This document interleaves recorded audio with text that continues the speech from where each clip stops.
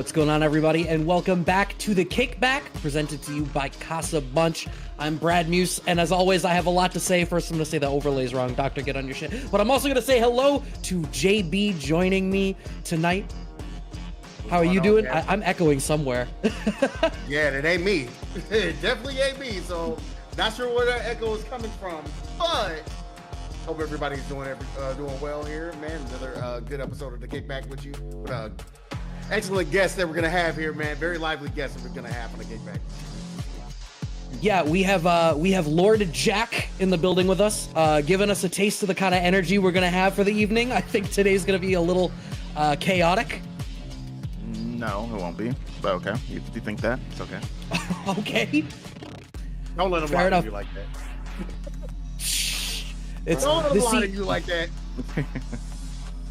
We'll have chaotic. To see.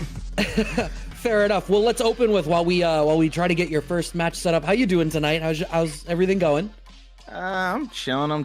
You know, I kind of did a dumb thing of last night staying up till 4 a.m.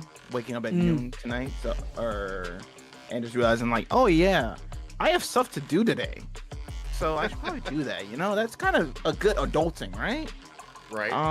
Yep. Maybe. Just a little bit. Yeah. You know, it's low. But yeah, I was chilling, everything, streaming, and watch the Ed. I know everyone's all about Ed right now because it's all about the flickers and the bob and weave. He's actually looking like a boxer, so we're trying to figure out how he works. Yeah. We're excited about that, but right now it's all about Casa and enjoying these ladder matches and watch some good ass Street Fighter, you know?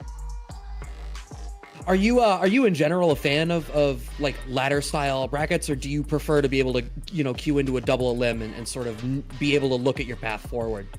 I think I don't mind both. I think ladder is good for newcomers, only because, you know, they want to play, you know, of course they want to play everyone and try to figure out how everyone plays in this game and characters. And I think that it's good to understand, you know, yeah, all these players, they play each other, they train together, and you'll see a lot of good players, and you may not even get a good player till later on, who knows? And I think it's a fun little experiment, and it's nice to have, and it gives you just a plethora of different matchups and play styles, and I enjoy both. I don't mind both, either one, so I accept them. Yeah, man. You know, we talk pretty decent. Quite all the time. I was gonna say, I was like, you two know each other, right? Yeah, we know each other for like I don't know how many years. Bruh, it's been a while. Yeah. Since I've been coming through, like definitely coming through and catching your gameplay and as usual. But yeah, man. I guess like as far as like how you feeling about it's been a year. How you feeling about Jury? So real quick, Jack, you can play whenever you're ready, bro. Play when I'm ready. Okay, bet. Yeah. How you feeling about the character, man? So after basically a year. Jury. I think she's solid. I think she's pretty good. Sometimes I don't know what tier to put her in. But I'm like, you know what? She's definitely top 10 for sure. I think without a doubt she's top 10. I know there's like a bunch of Jury down players who are like, oh, she can't do this and that. It's like, yeah, but 1, we have a good drive rush. 2, we have low 4 drive rush. 3, we have a DP. 4, we have a fireball. 5, we have damage. We have cheap supers. What else do you want in the character? Okay. I'm serious. Yeah, I mean, she's pretty well equipped. Yeah, so it's like we have those tools. It's just, you know, characters also have those tools, but they just execute them better, or they have better damage or something like that. So, you know, it is what it is. So that's kind of like how I see it, and I accept it for what it is. And, you know, I am just not someone who whines and complains a lot about the game, you know? Or you have guns behind people's back saying that your character's not top 5 or top 10. Well, so what I was gonna say is I think it's interesting that you go to top 10, right? Because I feel like Street Fighter 6 is in the spot where there's like a top 3 that I feel like everyone sort of agrees on, and then rounding out anyone's top 5 could be any amount of characters. It feels like talking about a top 10 almost makes more sense because there's so many characters who are solid. Yeah, that's what I think. I was like, so many characters who like, I could say, like, yo, I can say Blanca's top 10. You're like, yeah. Up back, EX ball. Yeah. Yeah. I think people definitely like agree. A lot of those characters are very, very quick. Yeah, man. All right, but yeah, going through the motions of like how you dealing with a matchup here. Like you got Geef. This big, this hunk of muscle, which you kind of like deal with. Like, what's your usual strategy to go on like this matchup? Sometimes you don't see as often. I see how the Geef player can they actually like know how to play Geef. Right? So, and I go based on that. Oh fuck. Dead. Yeah. I'll be alright though. You got the burnout at least. Yeah. Oh, I'm dead. Oh, so you're quite a bit ahead of us then. Oh yeah. Wait, so what happened? Oh man, DI at a level 3. Okay. Yeah. Do you find that you're a player who like has to warm up a lot, or are you able to like sit down and play cold? I think in this game you have to warm up. You cannot perfect parry and all doing this stuff without warming up a little bit. Yeah, definitely fair. Don't do that to me. You're adopted. What? hey, no, y'all better get used to this. I've not experienced this before. Oh no, you have not experienced like a JAK. You still not experienced Don't jump. JAK. 100%. Oh man, and then he jumped. Yep. He's gonna do it. He's gonna do it. He's gonna do it. Whoa, that hits mad high up. Yeah, it does. Like I was not expecting that to hit. Yeah, same. I figured you'd get over clean. Bop. Yeah, man, my man's is DI in every single attempt that he possibly can. Start clean it up a little bit. Got a game over, Right. JAK, man. I'll feed him. Oh man, no punish? No anti-air? Nah, Oh, there's the he'll punish. need to. All right. Just stepping back a little bit. He's stepping back, thinking about it.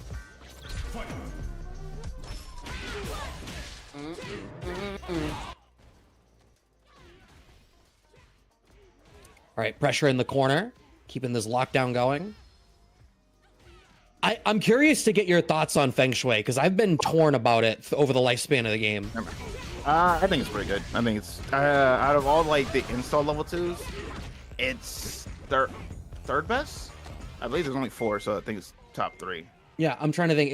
I think it's Guile, Jamie, Blanca, Jury. and Jury. Does anybody else have one? I don't think so.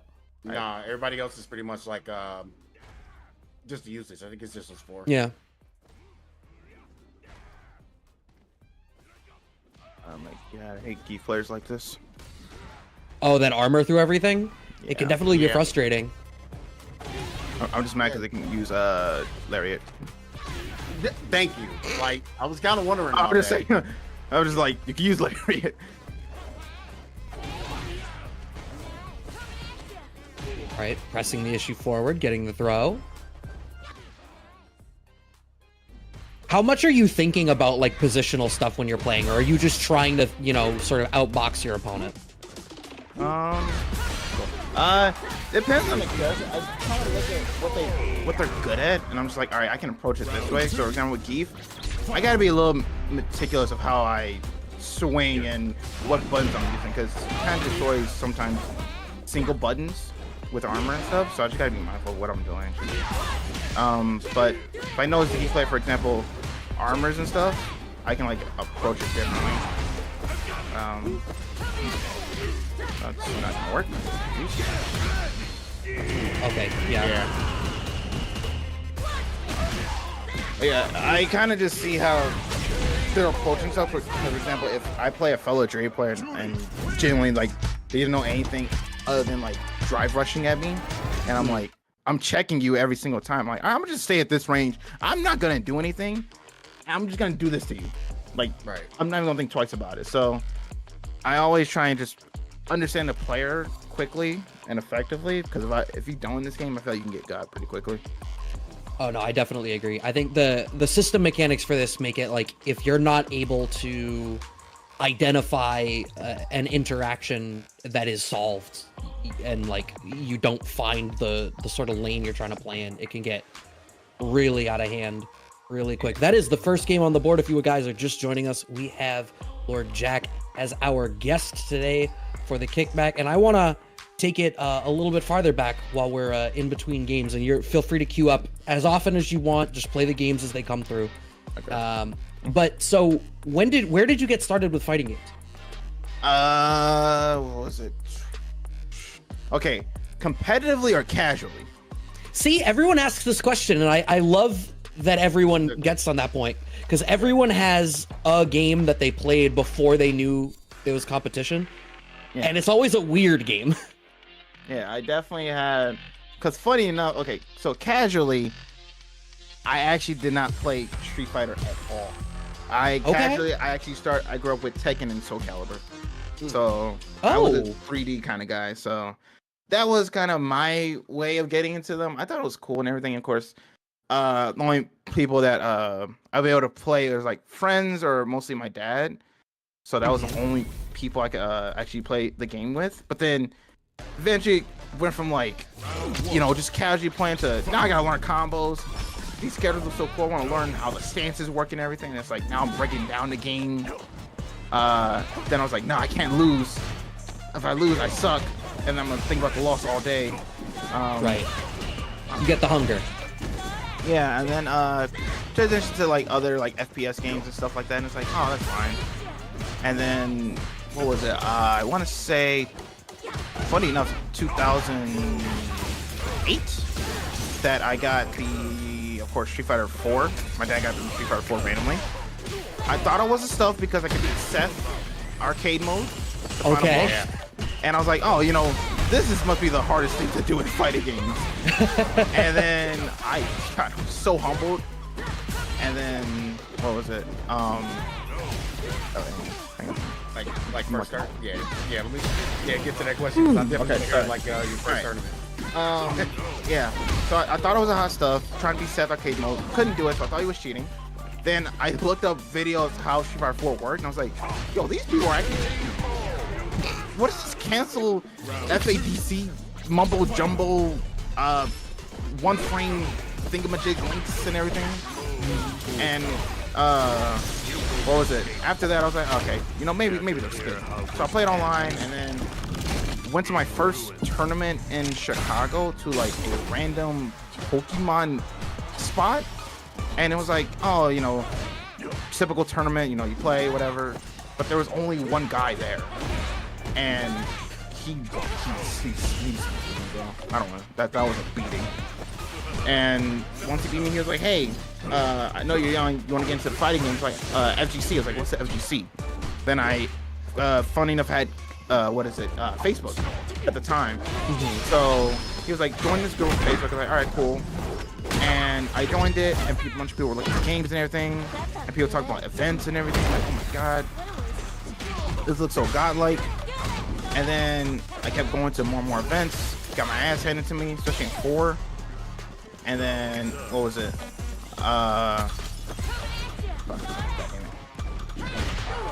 Okay, did that. Okay.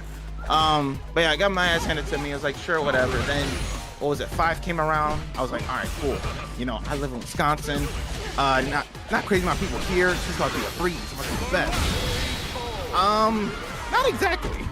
Let's just say a certain boxer player,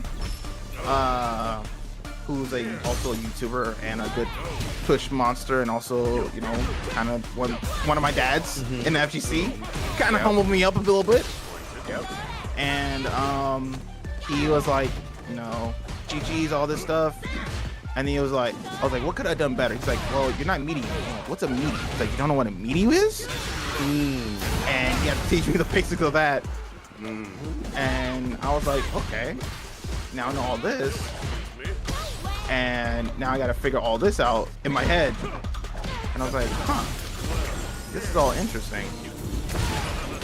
And then I started learning all of that. And then I was like, okay. Oh shit. Then I was like, huh, this is actually kind of interesting the way all this works. So I kept doing it. I was kind of aspiring to be more so like, what is it? Get the points up. I was so much on the rank grind, bro. You don't even understand. Oh, okay. Yeah. Okay. I was the peak. I was that guy who was on at 1 a.m. Yeah. and I was like, why am I on at 1 a.m.? Keep in mind, this is high school me. You ain't got nothing better to do in high school than play video games or probably go outside. Yeah. So, I mean, one or like the other. Yeah, it was always one or the other. So, I was the guy who just played video games so much, and lo and behold, that kind of turned it into this. And you know, I got, what was it, Grandmaster, Ultimate Grandmaster. Then it was, you know, of course, the grindiest thing ever, Warlord. And people were like, oh my god, he's so cool. And then I eventually got better by attending more like tournaments. And it was like, so this was like to actually be better and understand how to play and everything. Yeah, if I could, what do you think the big difference is between like playing for ranked and playing in tournaments? Because we all know there's a divide there. There's something so different, but it's hard to articulate, right? What do you think? I think it comes from incentivization, because with tournaments, 9 times out of 10, you can just incentivize someone and be like, yo, if you win, you'll get $50. And then someone to $50, someone's like, oh my god, I can actually like do this and that, right? Versus, you know, imaginary points where like people are gonna be like, nice, and then move forward with going on with stuff. But like, if I tell you, yo, this online tournament is for 10K, you are sweating so hard, and you are doing so many optimal combos in rank. It's like, bro, I can just mess around and do a combo here and there and enjoy myself and whatnot, not take it too seriously. Like, that's what I did today. I didn't take it really seriously. But I think that's what divides people like a little bit. Incentivization. It's kind of like, what am I getting from this sometimes? You know, it's not everyone's not the same, you know? Yeah. No, I get that. So what do you think is the place for ranked then? Like for you, is it just how you enjoy playing the game casually, or like what do you look for to get out of it? Get out like more like understanding play styles and stuff like that. I think is good to learn how to approach a quick first play style, because I think that is especially important because it also trains you for tournaments as well. Yep. Like if you play someone like a Marissa player in a first of 2 versus a first of 5, they're gonna play probably a bit more passive in the first of 2 than 5. Or sorry, flip, in a first of 5 than first of 2. So that means you gotta adapt and change how you play in a short set versus in a long set. Because in a long set you can stall it out way more, I think. So that's I think I'm probably. Yeah, no, that's fair. He's burnt out, by the way. Oh, okay. Yeah. So again, you're like a couple of seconds ahead of us, but sitting up, about to be at or at set point right now against Ruin here in our second game. Oh, okay. Yeah. Nice combo. I didn't know you could do that into the DI in that spot. I hadn't seen that one. Yeah, JAK has actually told me a couple of these things. Like, it's real cool, like, talk to like certain players and especially the specialists when it comes to characters, get their understanding. How does this move? Man said, made you look. I need to see what in response to what. That's what I'm waiting. I shut up for a second because I'm like, yeah, let me hear this. I'm like, where is it? Oh, okay. Got him. Yeah. That's so rude. Hey, I didn't do anything wrong. No, you didn't. You just played the game. You just played the game. You had to hold that throw. He tried to think he can parry. Got yoinked. Yeah. That's what it is. I mean, look, all I could say is if I'm on the other end of the screen and that happens to me, I'm thinking to myself, oh, god damn it. I think if I'm at a tournament and someone is sitting next to me and they go, made you look as they do that, I'm like, that is the difference between me being like, oh, GG's, I'm salty, or like actually tilted and the rest of the day is over for me. Yeah. That's definitely like the, oh, damn. Oh, I gotta play Punk. Oh. Oh, wow. Okay. This early? I didn't know he was. Well, I mean, it's ladder, but ladder be ladder, bro. Yeah, no, it really is. JB, you wanted to ask a question about that first tournament. It sounded like. Yeah, I was definitely want to get some more information. Like, what was your first actual tournament? One like where multiple people were in there. Yeah, Yeah. pretty much. God damn, bro, I'm trying to remember. I know Wit Gaming back in Aurora, Illinois. I know those. Ignite Gaming Lounge, of course. Those tournaments ran so many times. I don't remember my first one. I'll be honest with you. I gotta remember those. Long days. Yeah. Sometimes it can be a tough one. Like, so what? I guess you say it's your first tournament. What's your first like event that you like for sure? Like, first big one was like Combo Breaker 2017. I think I Good one to went, pick. like, yeah, I think I went 1 and 2 or something like that, and I was kind of getting washed, and I was like, you know, it is what it is, and then kind of learned how stuff is being played and everything, and I was like, oh, this is pretty cool. Okay. So yeah, it's funny you say that. It's conversation 2017, man. We're gonna flip over, man. I do want to get your answer on this. I think I know what it is, but I ask this question and sometimes I get a different answer. What would you say is like the biggest moment in the tournament that you say you've arrived? Like it can be like you're the guy now. Like what would be that moment that you felt like that happened for you? I mean, it's probably obvious, trucking on Breaker. Thank you. I'm not the answer, but yeah, I don't know. But I definitely want to talk about like what you kind of like going through the motions with that. It's like I'm looking at your face, man. Like, because I was there in person and saw that. Yeah. So looking at your face and like you kind of going through like the motions of everything. Like there's things in there that we haven't seen you do up to that point that you're now like, you know, notorious for, like that other top players are notorious for. Like, man, when I was seeing you before, like I didn't see you anti-air like for nothing, man. You were hitting every single DP that night. Yeah. It was like something crazy. It was definitely like, I don't know. Sometimes I call it like the zone where you're not able to talk to people, you're not able to focus on anything else outside of the game. And I think I was just in there, you know. But I also was enjoying myself because I was like, you know what? Final one of Street Fighter V. I grew up with this game. Let's keep it going. Yeah. And the next one. So. Are you finding that you're enjoying 6 more than 5? Enjoyment's a certain word. Sure. He said that's a loaded question. Yeah, that is funny.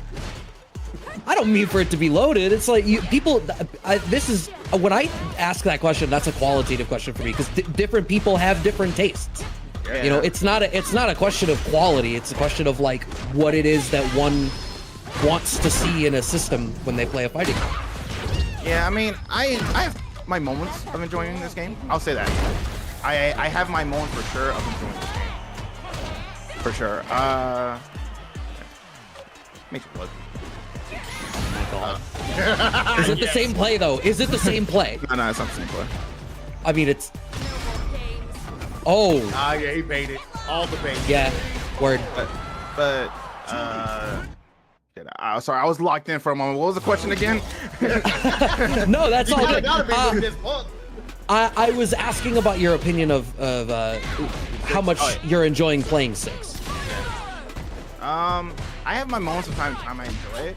There's times definitely where I'm just like, yeah, this is a game.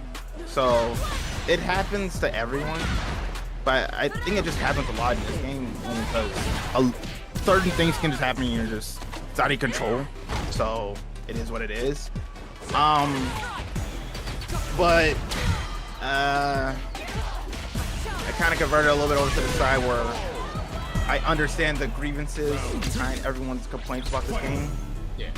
So it's pretty prevalent, and I never want to try and sound a downer ever about this game. I'm always trying to be like, I have hope, you know? Yeah, I think that's fair. I think one can like the game and still, you know, see spots where stuff could be improved. Yeah, so I think that's kind of like where I'm at, you know?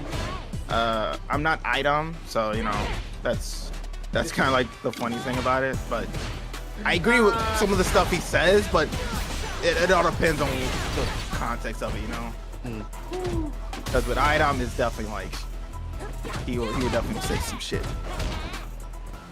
Oh man, it's funny you bring it up that way because we have definitely seen some moments from Idom, especially, but we also see some moments where you criticize Idom for some of the statements he has made about this game to his face, to credit, which is hilarious. But yeah, man. able to see when you get the setup here. You got the punch weight going. Yeah, I feel like this set has been so tight. I feel like us asking him questions is distracting here because Jack up a game but down a round in game 2. And that's where the woo comes from. That's where the woo comes from. Look at that. Yeah, see, like I think Punk overextended there. He just got so hungry to finish the job and spend all his drive gauge. Nice bait. I thought throw, you know? I thought throw. Ooh. That was good. All right. 2 or is that 1? I don't know. That's 1-1. That's 1-1. 1-1. I'm so lucky. I'm gonna set scoring this shit. Sometimes you gotta be locked in. It's like it can be such a tiring mode, like when you get out of it, but when you're in it, it's so satisfying to play in it. I don't know. Sometimes it feels a little bit cathartic in order to like, be locked in and then you're out of it, but you're like, oh man, that felt great. You do that again later. See, it's like whenever I come out of it, and Jack, maybe you'll feel differently, but whenever I'm like really locked in and really playing well, like I come out the other side of it when I'm done, and there's like that come down, like there's that sense of catharsis, yeah, but also like your brain is tired. A little bit. It all depends on like how exhausting a set it could be, like grand finals or winners finals or losers finals. I feel. Those sets definitely won't hurt you. Yeah. Or a close ass versus 2. Ah shit, I'm dead. Hey, I made it. But yeah, sometimes it is. It all depends on how the set goes, though. But yeah, just it's definitely like at times when I'm locked in, I always think everyone has this, but everyone has a dumb face when they're like genuinely sweating. I just think that's the truth. People just be like, oh, I'm like, yo, why your mouth open, or why you doing this? I kid you not, like you look at some of the players and you watch them off stream or something, they have the dumbest faces when they're like playing. Yep. And it's always funny. Yeah, you're not wrong. Is there anything, like when you're sitting down for a tournament, right? You know it's going to be high stakes. What do you do to get into the zone? Like, is there like a ritual you have to do? Is there something you have to avoid? No, I just play. I just like, Really? I just like, all right, do this, do that, character, cool. All right, let's go out and have fun. That's all I do. I can't imagine that. I'm very chill guy when it comes to all that stuff. Yeah. Like if I eat before I play, I'm doing worse in that tournament that day.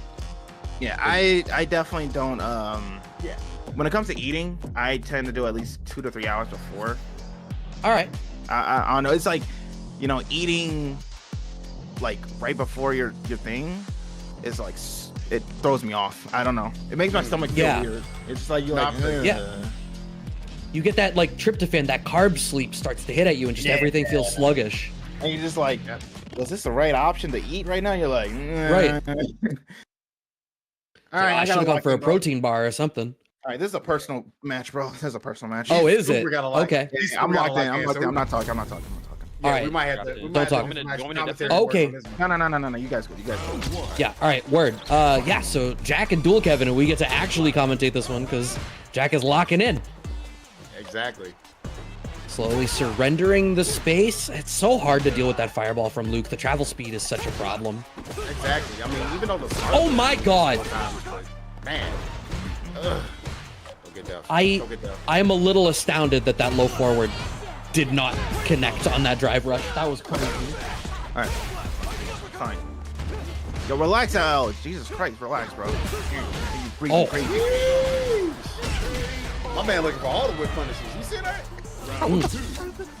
Looking, and he found him. Sherlock Holmes over here. Man. Oh man. He's not checking your DRs at all, interestingly enough, too. I say yours, though Jack is going to answer. Now he's locked in. Dual Kevin is just like in this pure reactionary mode of waiting for the whiff punishment. Yeah, there it is again. Wow. Frame trap into throw. Yep, do another one. I was gonna go there. It's a tried and true. Go for two, and then try to press the button. Go underneath the step back. I love three throws because nothing tilts people more than three throws. Exactly. All right, he's in burnout. This is doable for. Ah, damn. I don't know if it's the recovery. It might be that jump in fierce. Like that limb just goes so far down. Yeah, wide boy jump. Wide boy jump is pretty good. Yeah. What? You know, I hadn't thought of it that way, but you're not wrong. So you gotta call cannon loop. Yeah. I don't know what to call it. It's not jumping. Wide boy jump in. Wait, oh my god. The DP getting off me. Throw. I feel like that was good. I feel like Dual Kevin is packet sniffing right now. It feels like every choice he's making is just the right one. He's extremely locked in. Oh wow.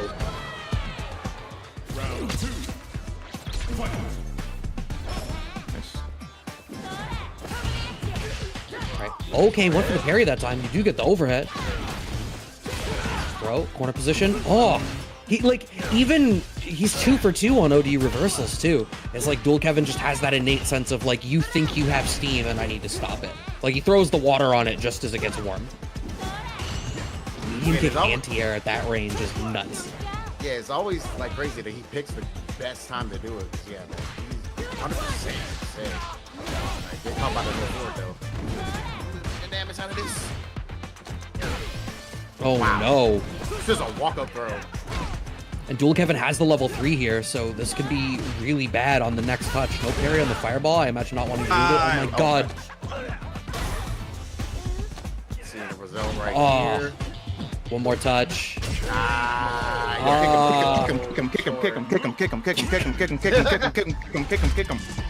Get him out of my lobby. Get him out of my lobby. Get him out of my lobby. He's like, no, don't let him tell me GGs. I don't want to hear it. Yeah, get him out of my lobby, bro. Come on, get him out of my lobby. Come on, bro. This is a ladder. What do you think this is? A charity? Come on, bro. Get him out of the lobby. Now, when you said it was a personal match and you wanted to lock in, is it just because you know he's a good player and you wanted to do well, or do you have like a competitive history with Dual Kevin?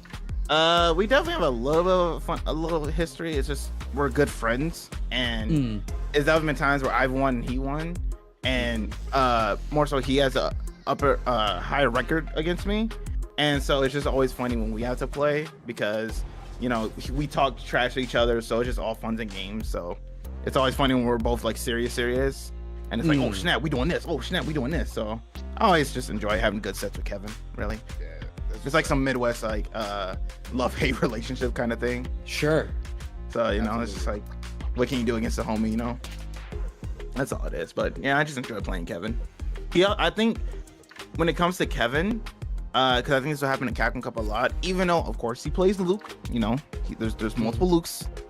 I think he plays different from other Lukes in terms of his neutral and defensive choices because I think he's naturally defensive and footsie heavy, and you'll notice that like, okay, he didn't really press much against me, right? He tried to whiff punish me beforehand. So I think that's what he's good about, whiff punishing, trying to take it slow and try and figure out the game plan. And I think that'll be fun to watch at Capcom Cup, and it's just always fun to watch him because it's like he shows you what you could do if you just played a little bit more patient than others, And I think that's good. I agree with a lot of that. I think when you combine that style with how good his defensive reads were, like it makes it can seem really overwhelming. Yeah. So I think like he just has it in him to do that, and I think that's pretty good as a player. So that's why once he's at Cup, I'm definitely gonna cheer him on. I'm still always say he plays like an old man, which is the truth. Nothing wrong with that. You know what? I can't be mad if someone plays like an old man and they win. So who am I to judge? He's in Cup, I'm not. You know what I'm saying? I'm on the sidelines. So, I mean, to talk about his style and the success that he's seen, people, I think the general consensus is that Street Fighter 6 is regarded as an aggressive game, but I think there are people who are making these, really footsie heavy styles and a little bit more defensive, still making it work. How do you reconcile that? Do you think maybe the game isn't as aggressive as we thought it was? Oh no, I think the game is generally aggressive. It's just, I think they the players also acknowledge the aggression, but they also know that there's times where you can actually play neutral and everything like that, so they know what to do right there. And holy crap, this guy's crazy. All right. Yeah. All right. I'm gonna smoke. Oh my god. All right. I'm gonna drive rush. I'm not gonna fuck it. All right. Throw. All right. Do this. Pull. Yeah. Air. Throw me. Oh, well, take body drag days. All right, buddy. You got about less than a bar, so either you're gonna block, or you're gonna parry, or you're gonna randomly EXP, because you're not gonna super. There's no way you're gonna super. Oh, you didn't block. Oh, it sucks. Oh, you did. Well, say goodbye to drag days. Oh. I can't wait to see this interaction, because I'm like, what did he do that made you think he didn't block? Did you get some kind of weird rollback? Oh, okay, he didn't block that first jump in. Yeah, it's done. It's done. Yep, yeah. Send to the corner. Yep. Oh, smart. Even just getting that slight walk up there to get the anti-air on the neutral jump. Yeah, you literally don't have to do shit. There's unfortunately guy able that fireball to cause that crossover. They're fine. Oh, okay. This is scary now. Oh, very scary, especially with the burnout. Oh. Man, I'm doing the smug though. Doesn't matter.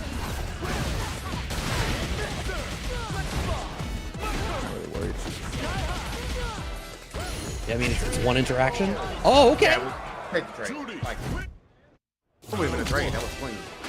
That's what smug does, bro. He's scary. He's gonna jump back like kick. But yeah. Kevin, I think Punk's also one of them. Where like he can show neutral play, and it's like, you know, maybe it's not always aggression, but then it can be. This game can definitely be feeling heavy aggressive. But it all depends on the player. But I think they both can work aggression and neutral. It's just that aggression, I think, is rewarded a bit more. I think that's all. I don't necessarily disagree with that. I think it's just when I think about aggression in this game, I think about like when you played the set against Punk and he played really aggressive, but he overplayed his hand. I feel like the punishment you get for overcommitting as the aggressor in this game is really dangerous. It can be, but there's also people, I feel like you can be over aggressive and game around and still recover and still be in the same position and still be like, yeah, I'm still gonna be aggressive the same way. And I think that's what some people may not like about it, is that you can be aggressive at first and still recover and continue to be aggressive even more later on, and it's very annoying. But the game, I mean, the way the mechanics are, it technically is still punishing because you gotta play safe. You gotta actually like think about what you're doing while in burnout. So I think it's one of those situations where like, yes, you can be a little bit annoyed by people burning out real quickly. No, the Prodigy. But it's like, that's his choice, you know? Yeah. It's one of those, Sure. you can't be mad for him choosing to burn himself out. Like, Right. that's on him. So if he wants to be burnt out and struggle a little bit, by all means, and you know, that's the way it is. But you know, I've gone to the point where I'm definitely like, oh, speak of the devil, I gotta fucking play him. Oh my god. Speaking, you shall receive. Oh my god. Well, considering how aggressive this game is, like, how do you feel about the game's speed? I know a lot of people are saying that it's like it actually feels a lot slower than it was for 5. So how do you feel about the game speed? Game speed for me depends on the player I'm playing. I feel that I can play.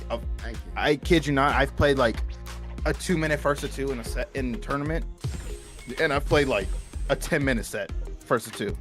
Mm-hmm. So I think that it all depends on the players. But there's always times where I'm like, me and Kevin, we can play like for 20 minutes and we're just playing neutral. Then I play like someone against who's playing DJ and they drive rush and I give a crap. And I'm like, oh my god, it's happening so quickly. So it all depends on the player. Like, no one I think is up to the mix. Yeah, honestly, like, I feel like like the few times he's like only one CasaBunch, he's also like the more turns, like he's also qualified for Red Bull, right? Yeah. Times I noticed like he slowed down his gameplay, and like his meter management has been improved, like during those games that he's actually won. So yeah, I could definitely see that. I definitely agree with what you're saying there. Like, it depends on the player. You know, absolutely. I think a lot of this engine allows for you can be as aggressive as you want, but there's those defensive players that play it a little bit differently. Damn, that jump in was nutty. Oh, too hungry for the stun. Yeah. But you know, Noah, man, he's always, like I said, he's perpetually always in burnout, so he lives in it. That's why I always make the Dark Knight joke, man. He's like he was born into burnout, molded by it. He's got a mod that makes his character always in a sepia tone. There we go. Okay. Oh, jab trades work out. Oh, good check on the DR. Yeah.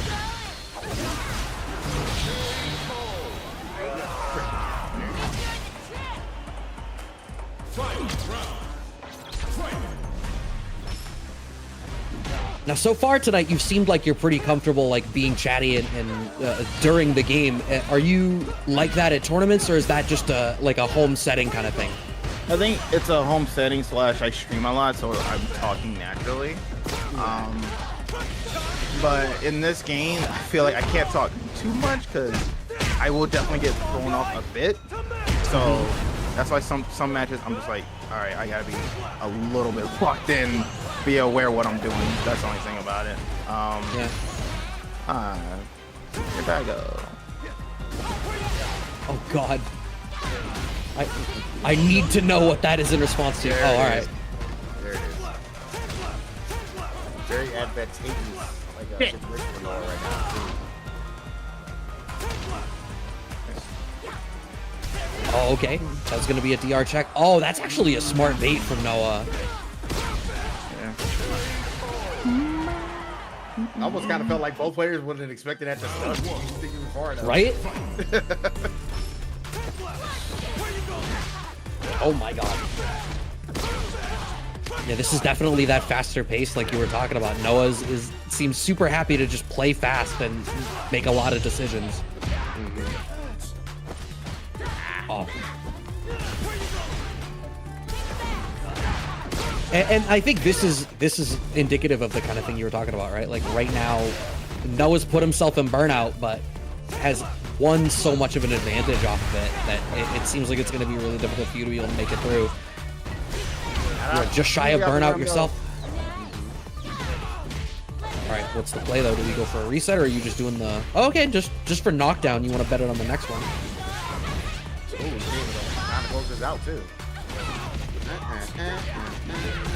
Oh my God. Oh, stressful. I was like, how many more hits is it going to take? Yeah, which is kind of crazy because like this game doesn't have to. Right, it just feels like those V-trigger, those Feng Shui combos for Jury. I feel like the damage coming out of them, it just looks like it's a pittance. Oh man, back throw from Noah. Yep, and Noah. What Noah plays for that same like fierce knuckle into level 3 trap constantly. Like as soon as he has level 3, that's what the play that Noah goes to almost every time. You see the buffering happening there too. Man, load it up. He's like, you do anything crazy, I am letting loose with the level 3. Yeah. No, I appreciate that Jack's answer to this is to slow it down. Oh, good. Oh my God, that was scary. But I appreciate that your call was to, you know, slow it down and be like, word, you're really fishing, I'm not biting. Finding the anti-air. Uh-oh. Oh, wow. Speaking of fishing. Oof. Oh man. That was just an unfortunate interaction. And leads to all this heavy damage. Yeah, this is rough, and with the amount of with the health advantage and the drive gauge that Noah has, although health advantage gone now that you've made your way out. Wow, sweep there. Yep. Okay. Speaking of buffering. Speaking of buffering. I see you. Yay. That's what we was looking for. All right. Well, it's set point for Noah.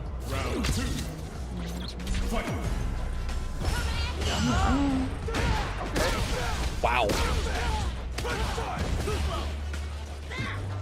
Right. Both players just walking back after the DR mix-up situation. Okay. Cross up. Jack's able to get out of the corner. I appreciate. I feel like Noah didn't filter in parry as a block choice as much until recently. I feel like that's a more recent change for him. Okay. Wow. I think this is a real solid spot for him. Honestly, both of them. I saw the bait come out and there's Wow. I think he's still alive here, but There's a lot you can play for Chip because Jack is still in burnout. Noah's got plenty that he can just be aggressive with. Going for the jump there is kind of a little bit needless. Oh my god. See, like 2 OD sandblasts would have just killed on Chip. So going for the jump was just too risky of a play. I got one. Oh! Unfortunate. It's all good. It's all good. Oh. Should have done something else. Yeah, it was all good. I don't know who won the first game, but she won. That was a good set though. But yeah, I tend to be chill when I'm at home. I don't really I don't say care too much. I'm just very chill naturally. So whenever I'm playing online tournaments, I'm like, it's good practice. I feel because you just play so many good plays and understand a different play style. So I'm just like, this is prepared for the big dogs. When you're actually like playing like whether it's a LCQ or a qualifier or something, you just help understand this and everything. So I think for me playing now, it's like it's nice to have serious matches a bit, but not take out obviously like it's not for $20,000 type serious. Sure. So that's what I'm just doing. I'm enjoying myself, just chilling with you guys, vibing. That's cool. If I can take a second while we are waiting in between these matches, we do have a Matcherino running tonight.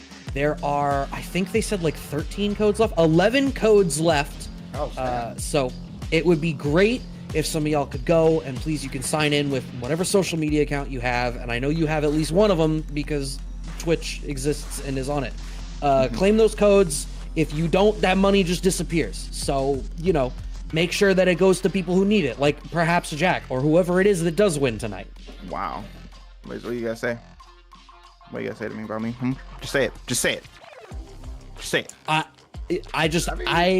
I don't make hard calls, and I am looking at this right now, and we've got Punk at 6-0. That's basically an auto qual. Prototype at 5-1. JB is here. Dual Kevin at 5-1. Idom's in here at 4-1. Joe Umerogan at 4-1. There's a lot of names in here tonight. Yeah, I mean, I figured there's gonna be a lot of names only because let's see, Capcom Cup, yeah. Capcom Cup is definitely a big one. Rebel Kumite, of course, Yep. True. What else? If anyone's going to LCQ, it's kind of like the last minute training and stuff. So there's a couple of things to look forward to a little bit now, and also TNS in Florida. So yeah, also true. Yeah, there's gonna be a good amount of stuff to be enjoying. Until then. Okay, we are acting crazy out here. Okay, cool. Are you going to LCQ or are you just watching? Oh no, I'll be there. I definitely be there. I think you were saying you were talking about, and I believe this was before we went live, wasn't it? That you had like a sleeper pick for LCQ. Right. For Capcom Cup. LCQ, I am not Capcom Cup altogether. He's not calling LCQ. He's calling Capcom Cup. Okay, sorry. We do need to chat, man, because I know we had randomly talked about this, doing like a video for like a what is it, like a bracket? Yeah, like a bracket type thing. Like a fantasy bracket? Fantasy bracket, yeah. Yeah. I think I'm definitely gonna be doing those when the group stage is announced, like where it's yeah, for sure. We definitely like know who's gonna do it. That changes. That can make or break some type of like what is it, matchups and stuff. Because absolutely. There is a what is it? There is a what if world if like a Bird, Knuckle-Doo, Crimson, and LCQ winner are in it. There is a world of that. So that would be a bloodbath of a group. And remember, if you remember Death Group from last Capcom Cup, you were in one of them. Yeah, I had suffered. you know, the what ifs happen. Like, what if this person wins that way? What if person this that way? So that's kind of like what I'm looking forward to. When it comes to Yeah, man. And like we saw how they kind of pretty much played out last year. I feel like with this game, it's going to even be more hectic, considering like the character selection, the character output plays a big factor into it, but it's also like the actual players. So it does really matter. Maybe this player has a JP, but you're going up against a person that handles JP, even though they have the worst matchup. Like nothing versus like any of the 3 JP players that are in there. Like, okay, maybe this is not gonna be as easy as I thought matchup wise. Right. Yeah, or I mean, you have matchup familiarity stuff. Like you even mentioned Crimson. There's not that many people representing that character at the highest level right now. And you know, if anyone, right? Like I actually can't think of. I know Zaf plays him sometimes, but he's been playing a lot of Jamie too. And even then, like, no disrespect to Zaf, love him, but Mr. Crimson's on another level. Yeah, it's definitely like it's one of those like A tier versus S tier. It's definitely like it's just the logic. It's not harsh or nothing. We're just saying like he's been a top dog. So it'll definitely be interesting like groups we get. I kind of low-key want a crazy group or two. Of course, it'll be suck for the players a little bit, but that creates excitement. So I'm definitely curious if we're gonna get that. But also, I'm curious if we're gonna get an all-loot group because it is theoretically possible. That's true. That would be so funny. Even like, do you consider, like, speaking of, before I go into like the next point of with that, do you consider secondaries as like part of the number of counter characters that are in Capcom Cup? Yes. I personally don't. I mean, I personally don't. I guess okay, because what the special case is Mena, because I think he's dual main. I don't think he has a secondary. I think he's right. Like that's just, let's be honest, that's just peak like just dual maining right there. But yeah, like some of them I'm not sure who they'll pick. Like for example, Mike X the God, he plays both Ken and Luke, but I don't know who he'll pick for sure. Right. So we'll have to figure out how that works. But I think I would kind of count secondaries because I would not be surprised if whoever picks Luke as a secondary, I'm like, oh yeah, you're gonna bust out Luke. Like I think dual Kevin is dual maining at this point. Yeah, I agree. Yeah. So like certain players, depending on who you looking at and stuff, I think they're dual main, they're not, but I still add them because we've seen them so much with that character. So I'm like, why not, you know? But yeah, I'm the Bison Bucks for Capcom Cup are gonna be pretty nice and hefty for both players and the spectators. I'm like, some of those players, I'm like, it's gonna suck for I think it's 5th place versus 4th place money. Oh right. Yes. Oh god, and yeah. Basically 10K and 100K. Yeah, that is a 90K money match essentially. That is that's kind of a good hefty sum, you know. Real. So I'm just like, bro, Jesus Christ. Yeah, I put it this way, like you definitely don't want to be 5th when it comes to this tournament, but I will say if you get to that top 4, you definitely don't want to. You definitely don't want to be 2nd. Like you make it to the top 4, you're like, okay, I got a decent amount of cash for a while. But then you get to 2nd, you're like, oh no, this is a $700,000 money match. Like, nah. Yeah, you'd be like Crazy. Yeah. Yo, but she's a clinch, bro. Like, Never been so tense. That's gonna be the joy of it. We're all gonna enjoy it, you know. We're all gonna be it's gonna be a crazy watch. I'm but so yeah, this started with who was your pick that you were talking about before we went live? Yeah, it was Lashar. I mean, if people don't know him, like basically he smoked all of Korea in their World Warriors. Like there was no ifs, ands, or buts. And I'm like, bro, if you beat all of a country consistently, he might. I think World Warrior was 5 months. Correct me if I'm wrong. I think. Yeah, 5 months and then a final. Yeah, like 5 months, like almost half a year. You were just smoking like the pack and everything. I'm like, bruh, like that's pretty good in my opinion. So I think he's definitely a guy you gotta be worried about in the Capcom Cup. So, because I think he's beating some of the top Japanese players even as well in sets and stuff. So he's for sure up there, and I think he has King of Fighters experience. Want to say? Okay. I think that's the game he came from, or it was Dragon Ball, something like that. He came from another game though. But yeah, that's kind of like what he's been doing. King of Fighters and Dragon Ball Fighters. He had the second place placement in 2019 for Fighters. But he's primarily King of Fighters. Okay. Yeah, like you said, he pretty much just like cooked everybody. Like South Korea reached the final, you just go through the list. You're like, oh man, first. Yep. Yeah, like bro, I think he just got first all the way. He didn't. There's no nothing. Yeah. So I think it was just like, yeah, he's a guy that people have definitely put like a good amount of hope on winning. So, and I think it's respectful, like, to do that. So I'm curious what he's gonna do. But yeah, man. So I guess like kind of showing why you dealing with the Marissa shenanigans. Dumb. Yeah, She's the hell out of you, bro. She really does. Yeah. She is a Don't do it. Don't do it. Don't do it. Don't do it. Oh, you don't do it. Oh. Do it. Do it. Damn it. That's not what I'm looking for. Oh, you waiting for Superman punch? Yes. Yeah. Wait. Yep. I was like, I was waiting for. I was gonna do something. Just do it. Let's. Yeah, I think I know what you were kind of going for that. That's like one of my favorite moves, like to practice, like the when you're going like, how do I stop Superman punch? How do I fake this? I showed them and they're like, oh my god. Yeah, they're like, wait, huh? Judy I think I know what you were gonna go for. I have an idea. That would have been sick to see. Round one. Maybe you still have the opportunity to get it, man. There's still only 1-0. Yeah.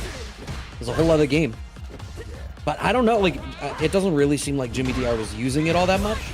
Nah. It's something that a lot of releases don't like doing that much. Like if you're gonna use the move, like using it to call out a fireball, you're using it Right. the only version in order to get the wall splat. So Yeah, it's a very situational move. very much so. And I don't know that Jury's fireball game, like, I don't know that it inspires that kind of a response to deal with Jury's fireball like that, you know what I mean? It kind of depends on how the Dre, my thing, is playing. Unless they're super fireball heavy, which it's fair. You can do it once or twice, but I was thinking, heat of the moment type thing. He's gonna do it. So, because some people fall in like a safe offensive pressure type of thing when they're playing. Right. So that's all I was looking for. I was looking for like, are you trying to play relatively safe? But he's trying to play which is fine. He's not wrong for doing that. Oh, certainly. Right. But you held that parry for a hot second there. Right. Very slight life lead. I mean, when Giant Woman hits like truck, Yup. block.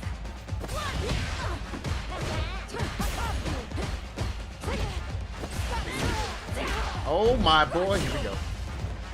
There's a You were playing. We finally comes out, right? I know. Oh, there it is again. Oh, he's trying to fight Z, yep. Jimmy watches the stream. He's like, maybe you're onto something with this. He's identified. He's like, yeah, I see the mini game you're trying to play. Do you think you can do it? Perfect parry. Yes. Okay. Definitely understand what one of the sacrifice in that situation. Man, you about How little drive gauge there is. Oh, wow. Drive reversal just to keep the life lead. Oh, man. Now, must see if Giant Woman survives. Giant Woman survives. Giant Woman Yeah. might Judy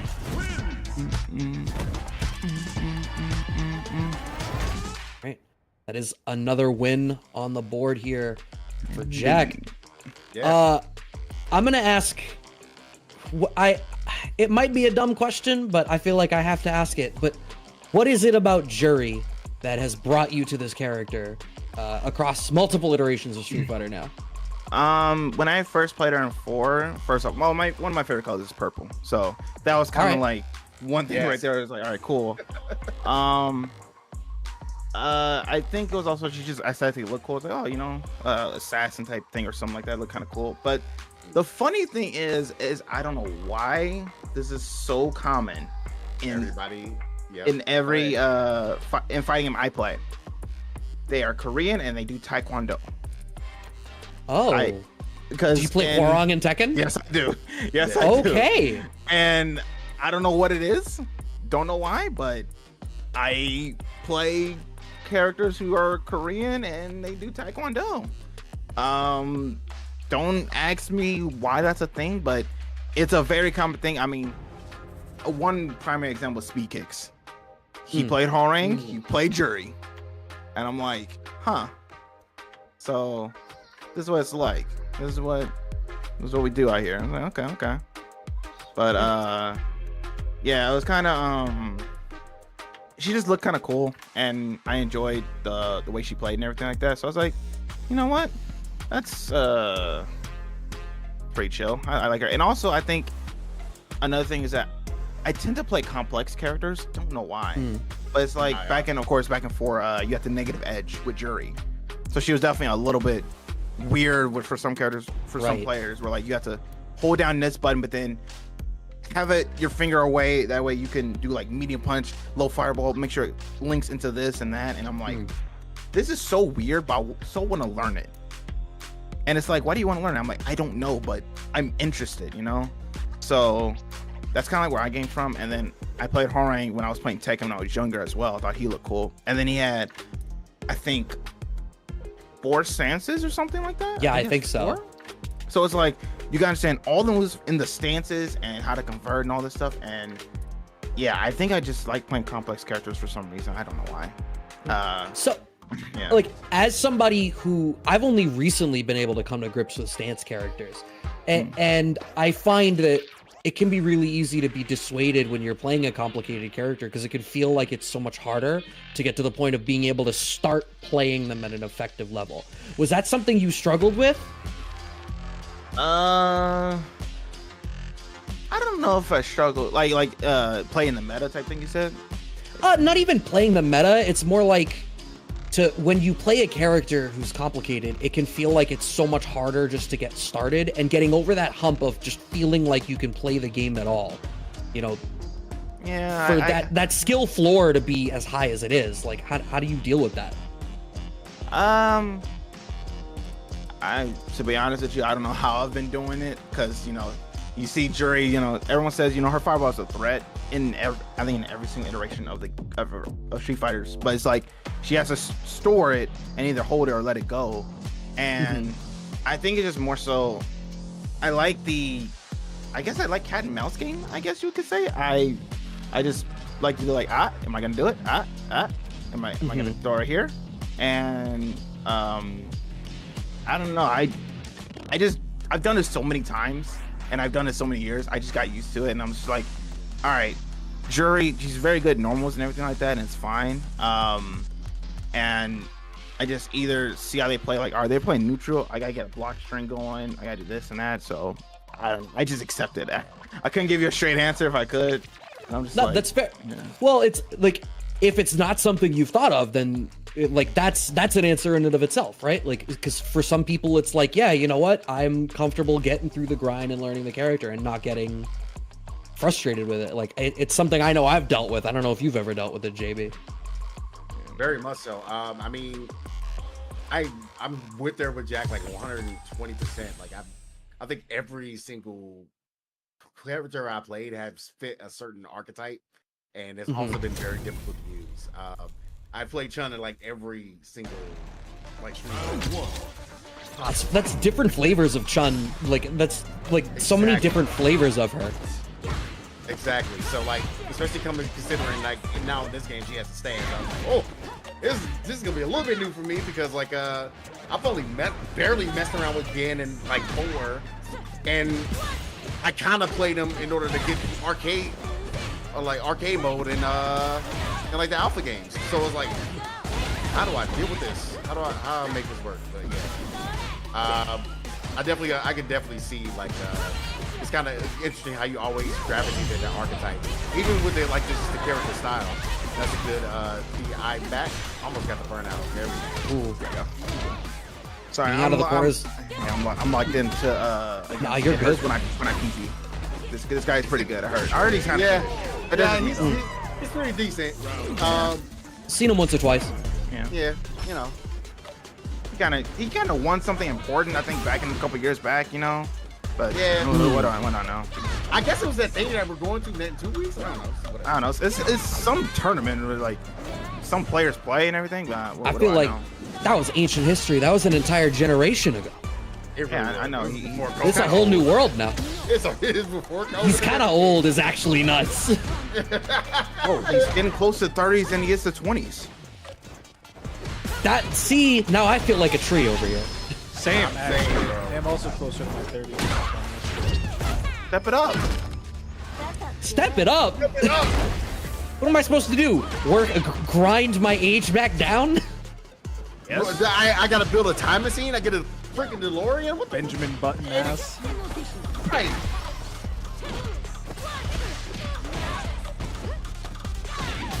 Have to regenerate like the doctor. Check it. That's okay. But yeah, no, kind of hype.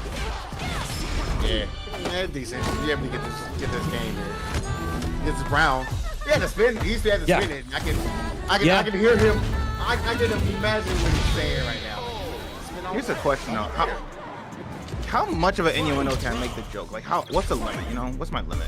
I need to know. So I wanna make In a lot terms of like what you can say on this stream? yeah. I mean, ordinarily we just let stuff.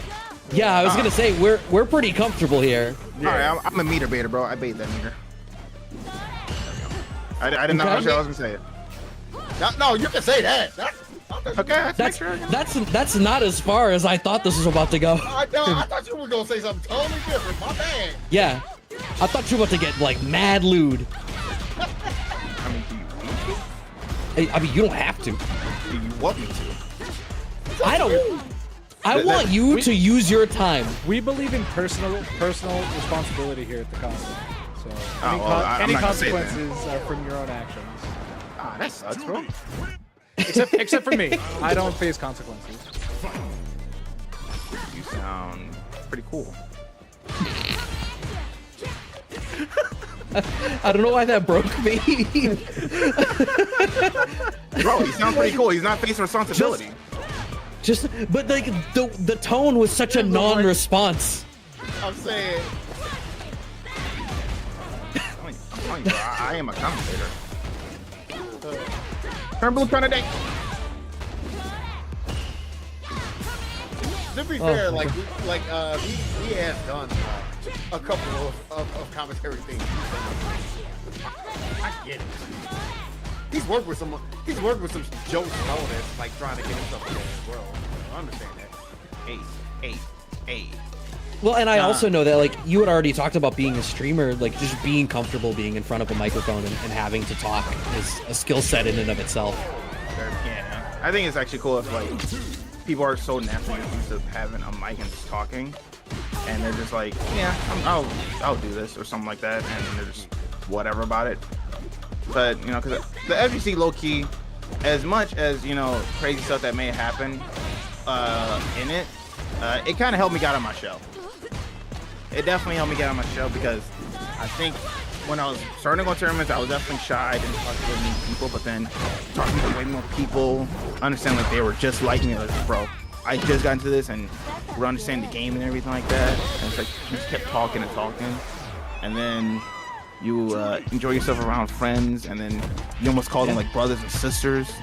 And eventually you'd be like, yeah, I'm gonna say whatever I want, and they're like, whoa, but it's like funny and you can make jokes and everything like that. So streaming and you know going to tournaments and everything just helped me get out of that little cubby hole that I was in. My mom called it my shell, of course, but now it's like, you know, I'm kind of the entertainer. I know people have probably seen me on stream. I've done wacky stuff and everything, or I'm making faces, or I'm showing meme pics and everything like that.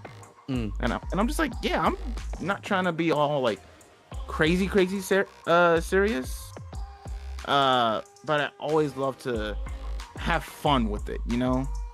Because I feel like sometimes if you're not having fun with it, then are you really like enjoying yourself? Are you playing the game? You know what I mean? Yeah, like, because that's why whenever I'm, you know, at Frosty Fostings, you know, I was just having fun with it, chill tournament, nothing too crazy. And, you know, even when I lost, I was like, bro, I'm having fun. I'm not trying to be like a down or be like, oh, I suck, I can't do this. It's like, no, just because, and this is for everyone, like, real talk. If you ever get 0-2, 1-2, lose your grand final set, you win a tournament, then you lose the next one, do not feel down on yourself just because you lost, okay? That loss, you should be like, all right, I need to get stronger, I need to get better, but also it was a good set or I got smoked. Admit your mistake and move on. But then also be like, you know what? I'm glad I got this far, or I'm glad I did this. Now I have to do this, and you got to keep going, bro. Like, you can't just be all negative after a set, bro. At least try to understand the positive. Just try to do that, because you know this game will definitely do that to you. Yeah, it's so easy to fall into that trap. What do you do when you're in that zone where you're not having fun with it? I just choose not to play or something like that. I just get off. I just be like, yep, I'm good. I don't need to suffer. I don't need to do this. It's a little wild that that's like a rare take. I just be like, yep, I'm good. I don't need to do this. Yeah, how long of a break do you say would you recommend, like, or have you taken before, like, if you ever have gotten to that point? Let me think. Cause I'm trying to think of like my worst loss like ever.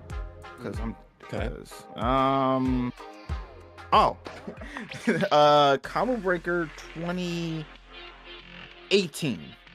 I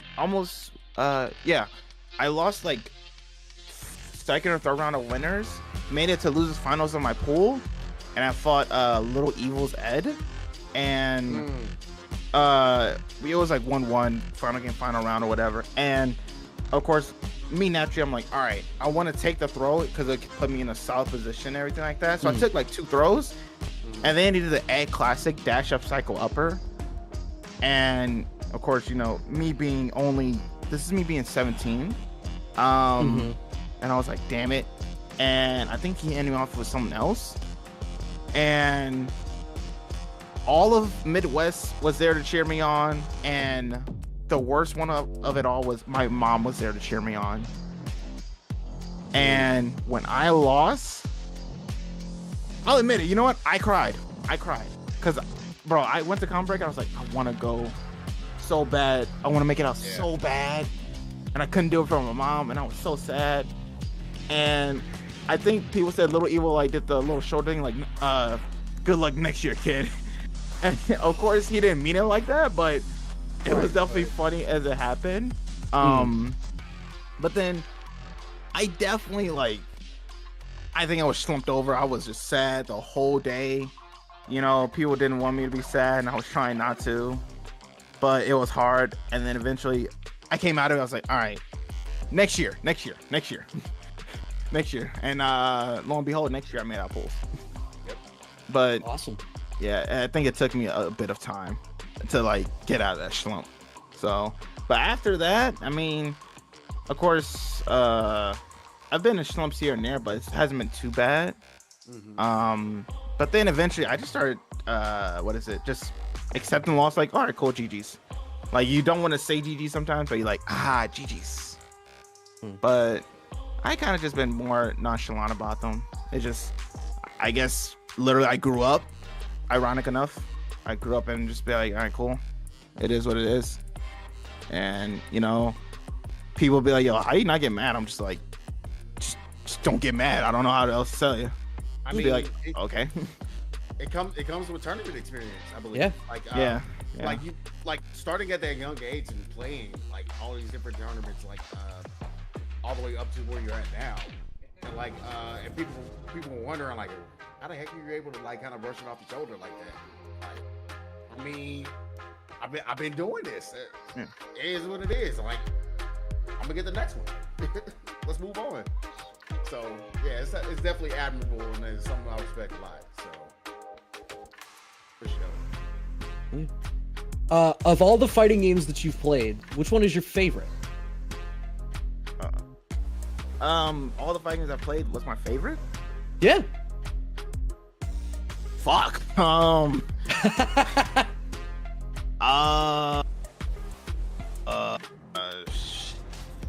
you can't. Why you gotta put me on the spot like that? How is that like? Okay. How many like you've played a lot of games, obviously. Then. I played a good amount, I would say. Well, Tekken 4 will have a special place in my heart. All right. Soul Calibur 2. Okay. I think Street Fighter 5 will definitely have a place in my heart for sure as well. MKX. That one's definitely a good one. All right. Yeah, I'm trying to think of all the games I have. Bro, you put me in nostalgia factor, bro. You can't do that to me. Those are probably the ones I for sure like. They are. I will play them no matter what the time, what decade it is and everything. I think I would just always be down to play those. But yeah, those are probably my solid ones. Those are probably the ones I would for sure be like my top ones. But my favorite, you can't do that to me. I mean, you've narrowed it down plenty. It's more about like seeing the history and seeing where it came from, and like some of those games you mentioned are like real classics. Yeah, like I think Soul Calibur 2 is 2004, maybe Something like that. Yeah, I think it is probably 2004. I know it was it PS2 and Yeah, GameCube. Yeah, and I think OG Xbox 2002. Yeah, I just googled it. I was definitely out there just thinking I was a hot stuff, beating a computer and everything. And no, lo and behold, apparently there was tournaments being ran. I was like, wait, what? It's like, yeah. It's a whole different beast. Yeah, I was like, bro, I thought the computer was hard, bro. Get out of here. But yeah, Tekken 4. I would think that was my first Tekken. Then I played Tekken Tag, so it was like one of those things. But yeah, and then Street Fighter 5 because that was kind of like my competitive game growing up. So. Yo, and that's what I was gonna say, right? Like, I think there's this generational thing where I feel like anyone that started before Street Fighter 5, they're probably not putting Street Fighter 5 on that list. But the people who came up with Street Fighter 5 and were still competing in it by the end of it, like, that game did a lot for a lot of people, and it ended up in a really good spot. Yeah, in my opinion, had Luke not come in the game, we would have seen a bit more characters from different people. That's just my take, and I think a lot of pros will agree with me on that. Yeah. Because it's like, correct me if I'm wrong, 12 looks or 13 looks in the cup last time? I think it was For last year's? I was about to say, no. Yeah. Was it 11? It was 11. Maybe there were a couple of seconds. But I went up to 13, but I know it was like straight up just 11. That is a lot. Bro, I commentated and seen quite a few, many different Yep. Yeah, it was definitely like, Jesus Christ. It was one of those things like, oh my god, so many looks. They were everywhere, but you know, we accept the game. You know, we hate love it, just like any other fighting game or any game in general. You gotta hate love, I feel. Yeah. Oh yeah, for sure. I think it's like that's a thing about the games. Just like anything in general. Oh, I'm Daigo. Sorry, you see the Burger Fury is about to come up in a second. Yeah. We get a glimpse into the future every time. I love it. I Oh love my god, that dash was hungry as hell. Oh wow, what a parry.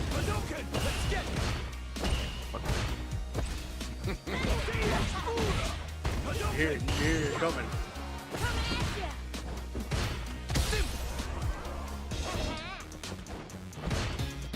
Oh man, no anti-air. That was a deep jump. Yeah, it was. Hey. He's scheming something. Loki's a weirdo. He's a weirdo, bro. No? But we all weirdos. Especially you, Brad. What? Yeah. Yeah. What did I do to deserve that? You know what you did. I know what I did. I don't even know where to begin. Can't even convince him otherwise. I mean, why am I gonna try? Hey. To borrow his thing, it is what it is, right? That's the game. I gotta hate love it. Yeah. You hate that Raymond called jail, but you love it that you're part of it.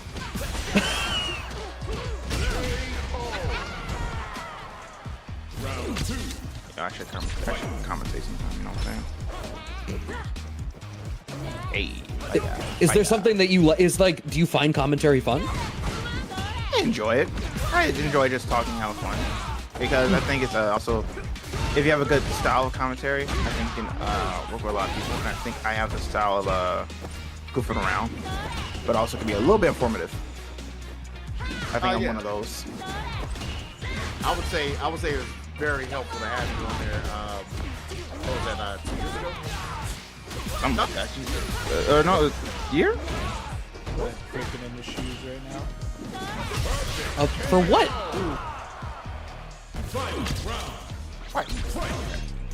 He's talking about Why am I?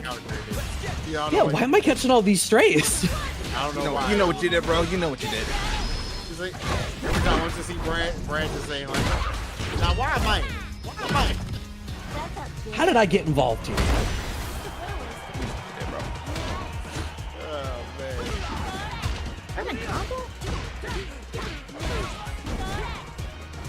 Watching for whatever drop is about to come out now. Oh, that was weird. Yeah, I was That's saying, did wild. I did the right thing. He was in burnout. How? That was extra frames. Capcom explain, please. I need answers. No sways from DJ. I need answers. Hey, sorry, all you have is sways. All you have is slave damage. Alright, that one out. Yeah. Another notch in the belt from JAK there. Yeah. What does that put your score at so far? 7-3. 7-3. All right, damn. Keep it up. I have the window open now. Wow, I thought Punk would stop at 6-0, but he's kept going. He's at 9-0 right now. I But yeah, thought the set was over, and apparently it wasn't.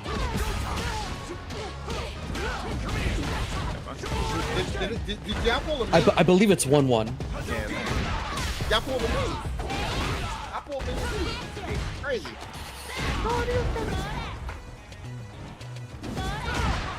Oh man, that's that same the white boy jump. White boy low forward. I feel like that's spread around a little bit more around the cast than the jump in. Nah, my low forwards are from Ken's, bro. That's a white boy low forward.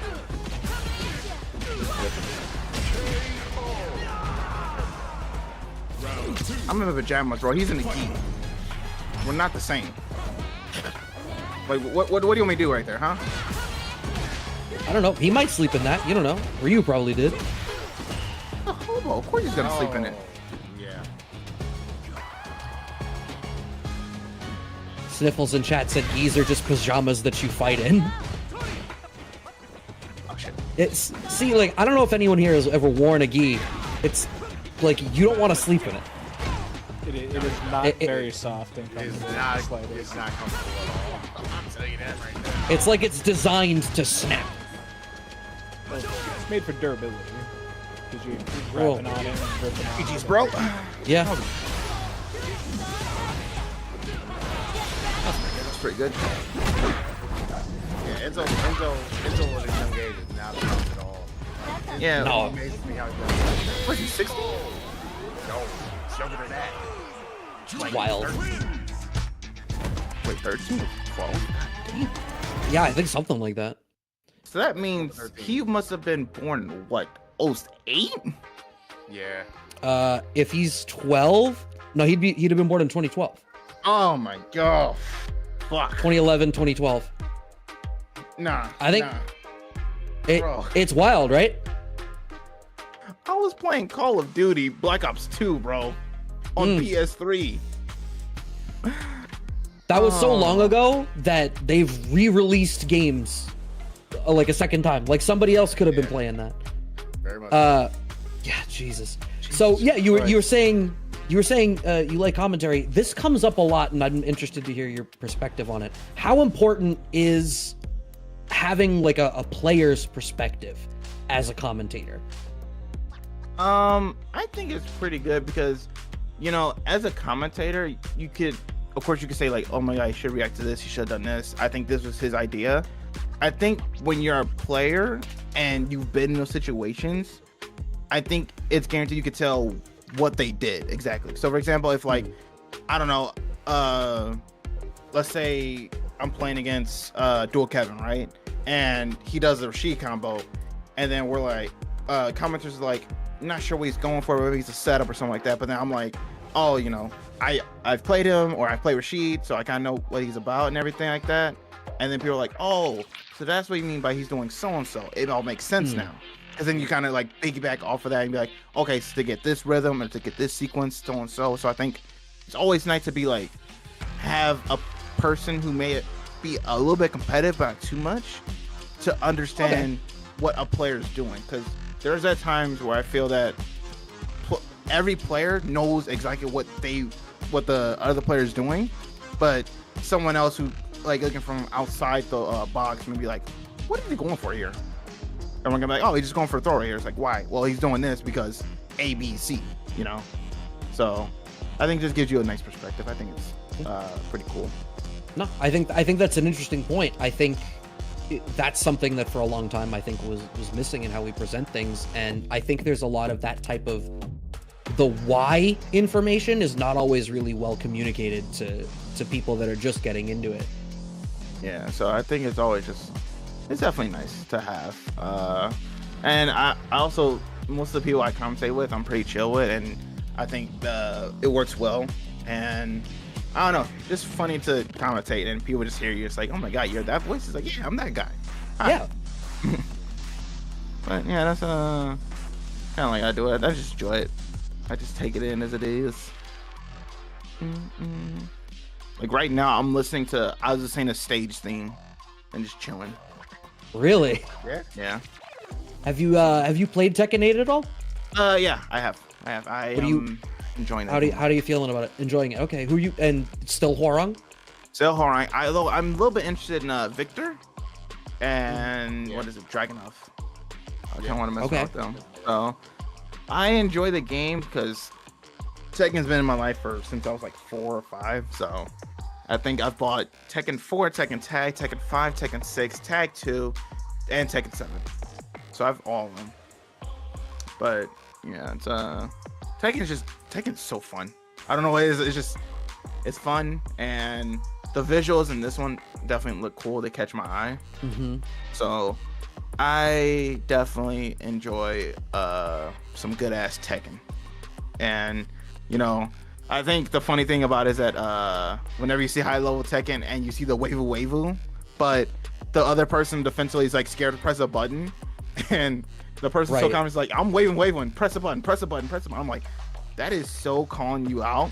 Like, I don't even know how many times, because it's like at any time he could make you flinch, and I'm like, that's funny. I think it's just funny to see. So yeah, Tekken, I just love it. I just definitely love it. You been messing with ranking at all in it? Yeah. There's so many ranks in Tekken. Yeah. I don't know what the colors are called. I'm past the green ranks.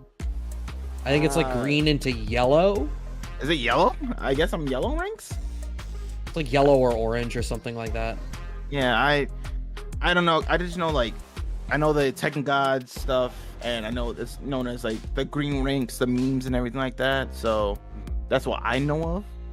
But other than that, I'm not really caring about ranks and everything. I'm just enjoying the game for what it is. Sure. And I think it's nice to have that. Just a game be like, you know what? You know, you may support the people and everything like that. You just chill, you just vibing. And that's me and Tekken. I'm just like, bro, we just got a casual relationship, you know? I may take out Tekken out for a date or two, and, you know, we go about our day. You know what I'm saying? We just So you're not expecting that you'll compete in it or, like, you know, go hard at it. It's just you're going to play it while it's fun. Yeah. I may play in my locals here and my monthlies, and I'm just supporting the people and everything like that. And I just enjoy it. I enjoy watching people be like, oh, that's cool, you know? Wall 74, like, I know of Tekken analogy, but I don't know enough to, like, pursue it, or I don't have the desire to pursue it, really. Okay. So that's kind of just me thing. There's some people who are able to do that, by all means do that, but for me, it's just fun casually. So that's how I see it. So yeah, that's what I do with Tekken. Let's see if we can take a moment to jump over to the match, Reno. You guys are wonderful. You have used all of the codes. So we are sitting at a beautiful $63 in the pot right now.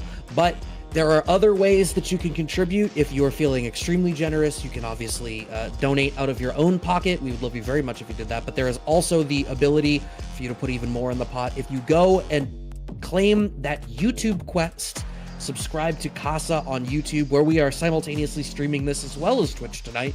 And then all of our VODs, as well as edited content, all ends up there on the YouTube. So if you're not subscribed already, please do so. And what better place to do it than from the Matcherino? Throw an extra couple of cents into the prize pool there. Along with the Matcherino, we do also want to give a huge shout out to Surmi.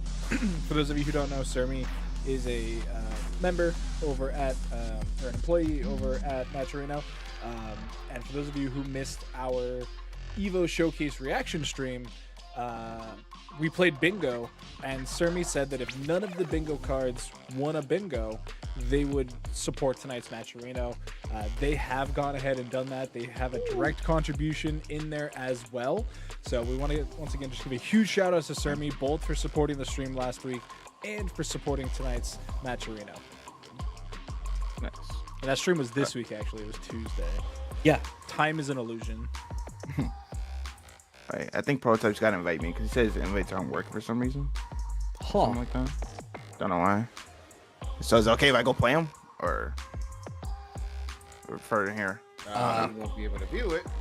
Yeah, that's a bunch question, I think. You can probably just remake the lobby real quick, because that's probably the issue. But Bunch is listening to the stream, so it's going to be a couple seconds I think delayed. so. While that's going on, we also just got hit with another direct contribution of $50 from the homie Mr. Mustopheles. I feel like whenever he comes through, he blesses us up. So thank you so much. That's extraordinarily kind. Who do you have to play? Prototype. He said in the chat, in the Discord chat, he says his invites aren't working for some reason. I don't know, because I tried inviting him. So he sent me one. So I don't know. Shy, you want to go about it? Up to you. All right, let me see if I can invite him. Yeah.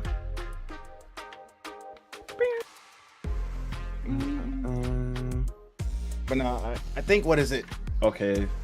All right, you know what? Then I'm just gonna avoid the match because it's not gonna. Just keep going. Yeah. So just give me 1 sec. All right. But no, yeah, I think, yo, who you guys got for winning cup? I'm gonna put you on the spot. Yeah. You're gonna try to put us on the spot, but I'm saving that for the video. Remember? I like that. Fudo, Nokodu, Mena. Yeah, Mena's on my list. Angry Bird, Fudo. Those are probably my three. I have a sleeper. I think you and I might have talked about the sleeper, because I have another sleeper that I expect that I think is gonna surprise people, but I'm not sure that I believe it's gonna go. I think they'll get out of groups and have a crazy run, but I don't think they're gonna win it. Oh yeah, it's one of those players who, like, you can see a top 8 or top 16, but that's as far. I think. Yeah, and I'll say it. It's because it's Valmaster. I think I've been consistently surprised by Valmaster's performances this year. I think he's batting above his bracket in a lot of tournaments, and I'm excited to see that on this big stage. That is actually my sleeper. I disagree. I think Valmes is too far in his own head. He doesn't believe in his character, and it's gonna bite him in the ass, I think. You think Valmaster doesn't believe in Chun? Yeah, Well, wholeheartedly. to be fair, I think he kind of been playing JP a lot. Why would he do that? He does not believe in Chun-Li, which is crazy to think about. That's insane to me. I'm like, bro, Chun-Li is. Chun is so solid. He does not play that character in a tournament. In pretty much every single Salt Mine League that I've seen him in, he has not played that character. I would think, oh, maybe he'll bust out the JP. He does have a Kimber League as well. So it's like he did not play any of those secondary characters in tournament. Yeah. Always get Chun. Always win. I love Valmaster. Like, he's one of my favorite players since Street Fighter 4. He made a character that I really love. Look incredible. Look top tier always, because she is. And it just really, it sucks to hear him like kind of not be fully confident in the character's abilities in this version of the game, but because like I know what she can do, he knows what the character can do, but We all know what the character can do, but it's everyone in the world knows what the character can do, but you know, it sometimes just gets in people's way. yeah. I mean, that's some people be like questioning, like, yo, is it, even when they play like Luke or something like that, like, yo, I don't think it's good enough. I'm like, no, it's good. Keep doing it. You're okay. Keep doing it. But they're like, no, it's not good. I'm like, bro, you're playing hella good, bro. Like, it's just one time or a few times. Yeah. Like, you think it's Shark getting tight by losing sometimes? Like, nah. Yeah. What is is it the Survivor paradox? Is that what it is, where they talk about the reinforcing the armor on the planes where they got shot and not where they weren't? It's like you lose out on one interaction and you start to hone in on your weaknesses, no matter how contrived, even if you're super solid everywhere else. Some people are like that. I had that a moment with Jury a little bit, beginning of months. But then I was like, it's okay. It's fine. She's still good. Yeah. What if anything do you feel like is the problem with her character in 6? Like, is there anything you feel like she's really missing? I think her lights compared to the top tiers are I guess compared to like the really good characters, that she doesn't have a 3 light combo. She only has light.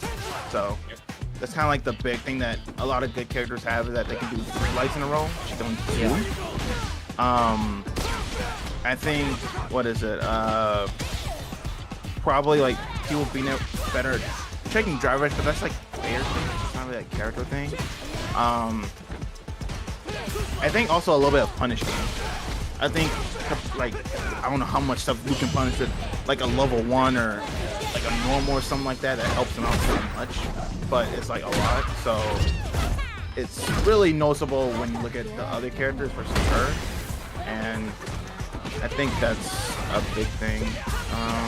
Sorry, I am so focused right now to make sure I'm not getting messing up. Yeah, because that level 3 is locked up on my Yeah. case. Yeah, this is definitely a losable position. Yeah. I was like, Uh-oh. Oh no. Oh, good bait. I was like, oh god, okay, let me not be something stupid. Yeah, That was good. Like,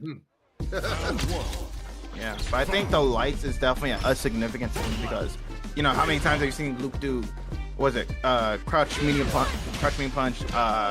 crouch jab, crouch short, crouch jab, and you know they get clipped, you know. Right. So I think that's like some different things, like OD knuckle. Yeah. You can see the combo from there. You got like 3 loaded up. Crazy. Kind of seeing a little bit of kind of the light situation going on. I do have a question. Speaking of lights, what do you think? 'Cause I've heard a couple of complaints from like not only good friends but also like actual pros. Like, what do you think of going to light and heavy opposite driver? I think, well, stuck about that is like, bro, it's part of the game. I like. There's not really much else about it, but I don't agree with. I know the take was that you should be able to like, if you press a button, and then drive rush, it should come out automatically. I'm like, so then that would negate the idea of buffering. You know, people buffer way less. I'm like, I said buffering is part of the system. You gotta accept it.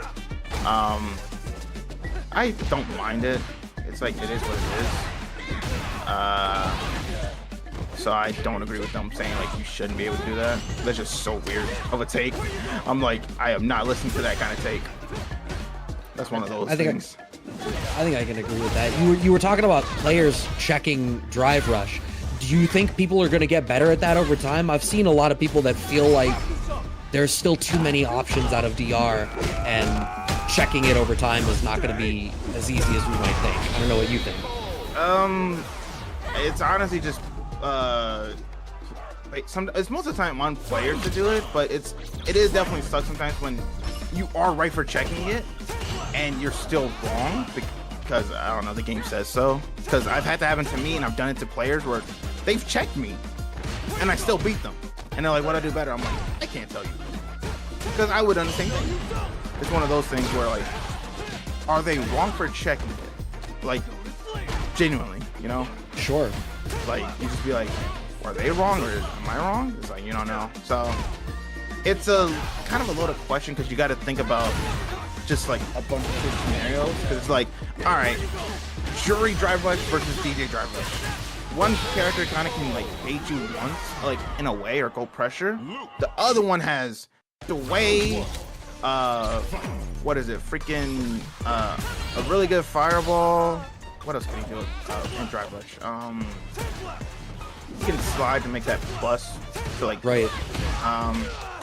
But he has so many things within drive rush, and it overwhelms you, I think. And it's very annoying for a player good for reactions not be able to feel like they can react, you know? Because it's like, I react to the green. It's like, you did. But there's also like multiple options within the green. It's like, I can't go for all those options.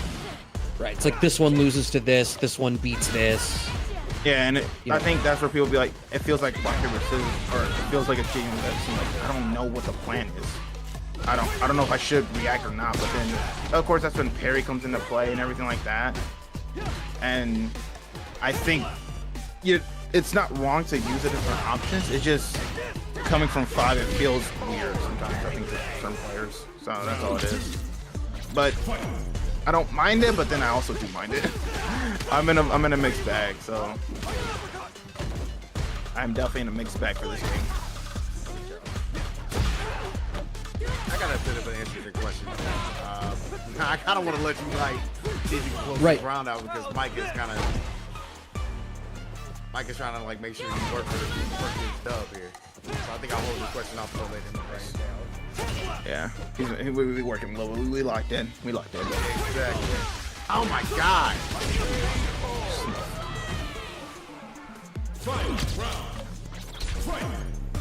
I think while you're locked in, just to respond to somebody in the chat, somebody says, I think more players need to accept that modern fighting games are more RPS heavy than ever. I don't know that I agree with that. I think it's partly that I think with the advent of the internet and how the community is more connected, tech disseminates faster, so stuff gets solved faster. You can also like look at so many classic games that brought to their extreme are crazy broken, like Vega, Claw in ST.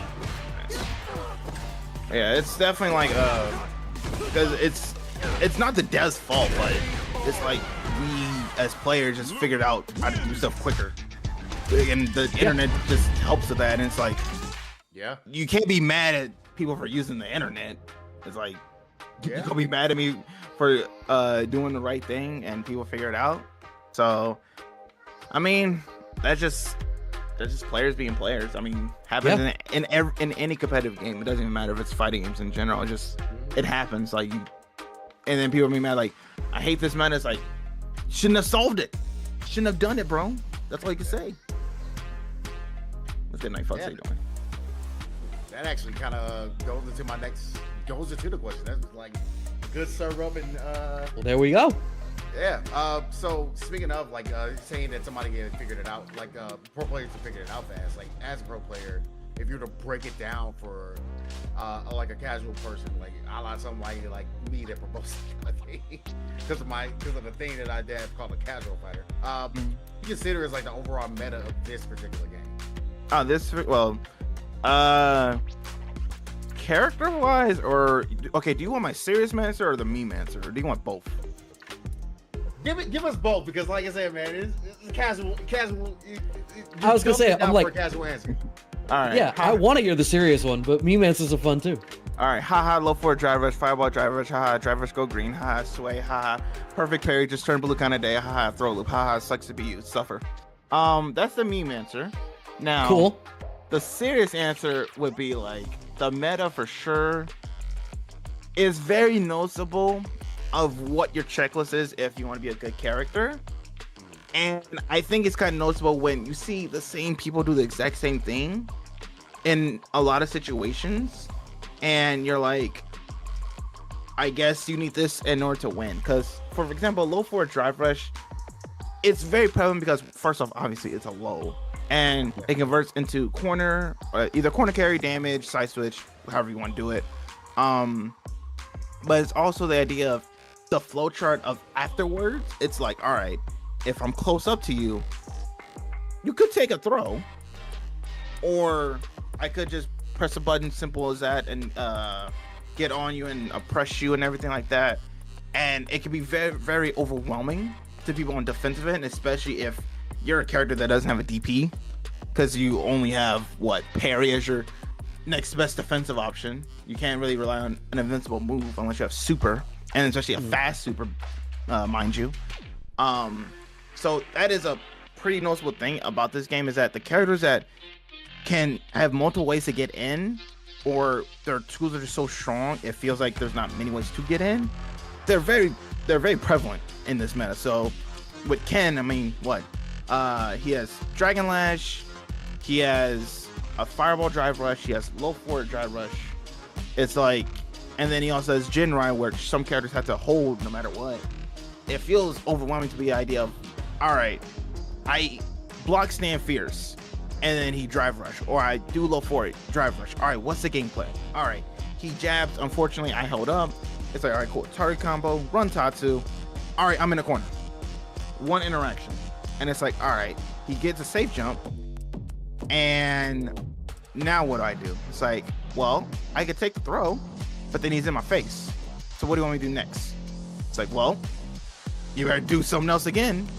And I think a lot of people get annoyed by that, because the fact that coming from Street Fighter 5, where they realized throw loops was a problem, and it was like, oh, we took it out, but now they're putting it back in, and we're all like, huh, you want a little bit of reverse right there, buddy. You want to explain that, Capcom? So it's definitely weird to go from no throw loops back to throw loops. It's almost like one step forward, two steps back type feel. But I think that's pretty important, and of course having good normals, having plus one block normals and stuff like that, it helps. And a lot of those characters in the meta have those. They just have like, either they're zoning you out super hard, they're punching you really hard, they're side switching you really easily, and it's like, bro, you have all this, Jesus Christ. Like JP, I don't know, the amount of people that complain about JP is understandable, because this character is a menace. I don't care what anyone says. I think his level 2 is very, very cheap. It's like one of the best level 2s in the game. Pretty sure everyone can agree with me in here about that. Like, there's no ifs, ands, or buts about that. JP sucks. Don't talk to me. Anyways, That's what I was waiting for.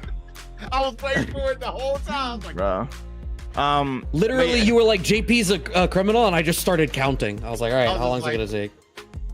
But yeah, it's like JP definitely has some stuff that you're like, damn, you got this? Yeah. Like, I mean, the crouch medium punch and stand heavy punch. He needs it.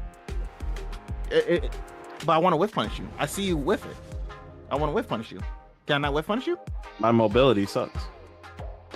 So because you don't have You have a the teleport. you don't have a solid dash. You deserve to have no hurt box on your pimp. No solid dash, terrible walk speed. I have to telegraph and set up my teleport. That's crazy. You know what's crazy about the teleport? You don't even have to teleport. You can just sit there and let it rock and walk forward, or drive rush and hit me low, and I have to block that, and it'll take more mix. I have to figure. See, get him out of here. Get him out of here. Get him out of here, bro. Get him out of here. God, I really just throw me just a simply perfect parry. Huh? Have you considered just being better? Have you? I mean, that's true. You did say you were Daigo earlier. I mean, I am Daigo. First off, respect my name. Okay. But it could be a turn blue kind of day. It could be a turn green kind of day. I don't know what kind of day it is. So far today, low key, I think it's a turn blue kind of day. You know what I'm saying? Or turn purple. You never know. You never know. You never know. Sometimes you snap your fingers. You do the snare. Yeah, you could do it all by yourself. Yeah. Let me see you do it. You know what I'm saying? But it's just that's the way it is. I think some things about this game definitely leave a bitter taste in your mouth, for sure. And you think to yourself like, should this have happened? You don't know, but that's why I tend to make jokes about it, because I'm like, I accept it for what it is. I may not like it, but hey, we out here doing this. I gotta have fun with it while I can, I may not like it. Yeah. I'm just like, cool. I just say cool. I don't try and do anything else about it. I move on, because there's no reason to be just all salty and bitter. You just take a big breath and you go, okay. Yep. That's I'm like, I make a joke about it. I take a breath. I'm like, cool. It is what it is. You got to keep going. And like, there's probably not a fighting game out there that hasn't made someone feel that way. Yeah, I'm thinking like, what is it? Street Fighter 4 was, correct me if I'm wrong, wasn't there like unblockables in that game where like a throw? Oh, well, there were, yeah. And it was like GG's. Crazy 50-50 vortexes where you'd have nested 50-50s that all get back into themselves. What was it? Akuma threw you mid-screen, demon flip, front or back, bro. Front or back, high or low, throw. Are you talking about Street Fighter 4? Yeah. Oh. Yeah, we're talking about like how like you think he got a demon flip? Wait, is that correct or wrong? Was that not demon flip? He could. He could. That's 3 options, but why not have 8? Yeah. Why The character was messed up. Why are you just locking yourself to 3 options? But no, yeah, I'm just like, I definitely told myself, and I think everyone, they probably told themselves this, don't get me wrong, but every fighting game has BS. It is without a doubt and factual like thing. Every game you're gonna complain about, this is too good, that's broken, this needs to be buffed, this needs to be nerfed, and I'm just like, you know what? I'm gonna watch from the sidelines, you guys suffer, and I'm gonna just do my thing and try and enjoy myself, And I think I'm just happy that I have such a chill personality and I don't need to be all serious about it and stuff like that. So I think that's something people should learn to do, is be like, stop whining and complaining, just keep playing. Just feel like it is what it is. Oh, turn blue kind of day, by the way. It's funny, it feels like you're not the first guest that we've had on for this season. I feel like that's going to end up the overarching message of the Kickback Season 1 is like, we do it because it's fun, so don't forget that it's fun and take a breath sometimes. Yeah, like, I'm obviously, these are, what is it? I'm playing matches and tournament, of course, but I'm also enjoying myself. I'm just like, you don't need to be all serious and be like, oh boy, Chun-Li, all right, what are you gonna do? Fireball, drive rush? Oh my god, you know what I'm saying? Oh boy, drive rush, let's go. I'm not gonna be like that. I'm not gonna do all that stuff. I'm not that nerd. It hurts when I that guy, that guy's good. But he's chill. He's chill about it. I like the guy. He's chill. I respect him a lot, you know what I'm saying? He's done a lot. So he does some things. Yeah. Oh, it's a turn blue tourniquet. I'm talking about a perfect. Oh, there it is. Oh man, on a counter DI too. Nice. Back there. Oh man, Line Boy is looking kind of smoked right now. It's still actually. I was gonna say it's mad doable off of like a. Oh yeah. But yeah. I don't know. People always question how I can be so calm. I'm just like, bro. I don't have to give like. I don't have to be so serious, bro. You can just be smiling. This game sucks. Oh my god. That's why this game sucks. Here's the question though: Did you mash counter DI or did you miss it? I did. I think I just missed my cancel moves alone. Oh. Oh, using the offensive option. No, offensive game. You are crazy, my guy. Oh man. Oh my god. All the people that are like, please buff. Let's get the fastest off that. I would buff it. I'll make it way less negative on block. I would definitely buff it. Either less negative on block or like it's drive gauge is so important, and with how slow it is, if you're just gonna die every time you use it, it's too big an investment. Yeah, 3 bars is a lot. You know, like I think maybe it pushes them back far enough that like the frame advantage matters that you're negative. Like it's not your turn, but it's more of a neutrally situation rather than, you know, just being raw punished for it. Yeah, I would. If it was me, I mean, this is me spitballing. I would probably make it like -5, so that way, like, you know, you can still punish it with like lights and stuff. It won't be obviously a crazy big punish, but it'll still be a punish. And of course, if they're in burnout, it's safe, so it's not too crazy. It's like a V version. So I think that's okay. You know, it's not like crazy, but of course, if you bait it, like if it whiffs, yo, you can punish the hell out of them. You know, I think that's fair game. But that's just me like saying what I think. We don't know what the devs are thinking of how like to do stuff, but we'll see. But it definitely sucks when you use a defensive mechanic and it's like, damn, that sucks that didn't work. Yeah. You just feel bad a little bit.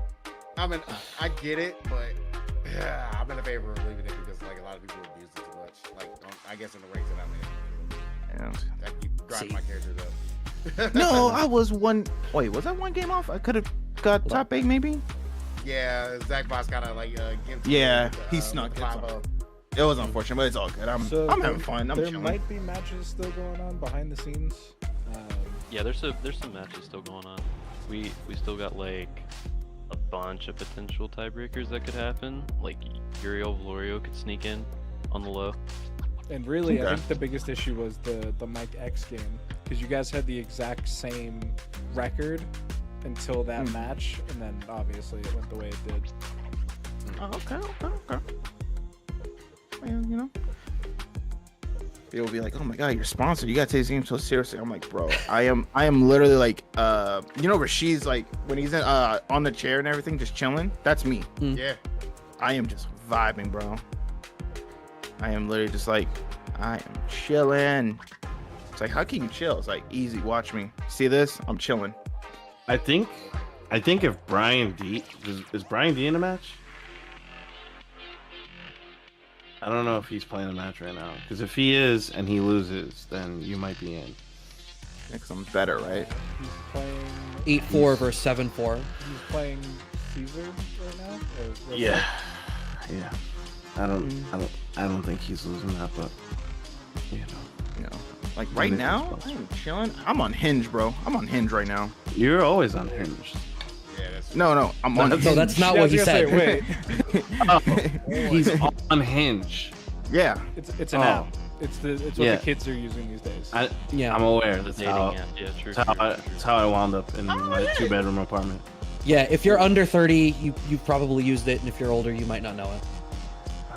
Is that really how it works? All right. Probably. Yeah. I mean, my friend definitely recommended it to me, so, you know. I was like, cool. I'm not even gonna say anything anymore. Yeah, you're old. Boom, boom, boom. And you're out of top 8. Executive decision. Go home. Even. Yeah. Not even. Brian D won his match. Bum. When was your last top 8 ever? In December at NEC. Why? What's up? No one was there, so I didn't even count. No, Justin Wong was Who? there. Who? And Idom. And Escaping mean- Joe. JAK wasn't there. Bum ass. But anyway. Yeah, he wasn't there because, I don't know what I was doing in December. I was thinking I was doing something. I don't know what I was doing. Anyway. Also, like, it's NEC. Fix. Like, why would you want to go? True, but, I'd still be out here. I'll be putting up numbers. And you could be better. You could be better. It's okay. It's okay. I mean, so could you, Frosty Frosty. Oh. Yo, listen. Oh my Yo, God. I'm just saying. Hear me out. Okay. Ramsey was in that zone. Remember I was talking about that zone earlier? He was in that zone. He was him. He was Like, him. I didn't want to mess with that, but guess what? I had to choose to mess with that. So guess what? I fucked around and found out. When are you gonna be in the zone? Because I mean, let's see. I was in the zone last time. I was generally in the zone. last time you were in the zone was like CPT. 2022. Oh, CPT, motherfucker. Oh, Respect my sorry. fucking shit. sorry, 2022. Sorry. What, CBT Street Fighter 5? Or Bro, I'm about to fight him, bro. I'm about to take over the stream. We're gonna turn on 4. I'm about to do it. So we can boot it up.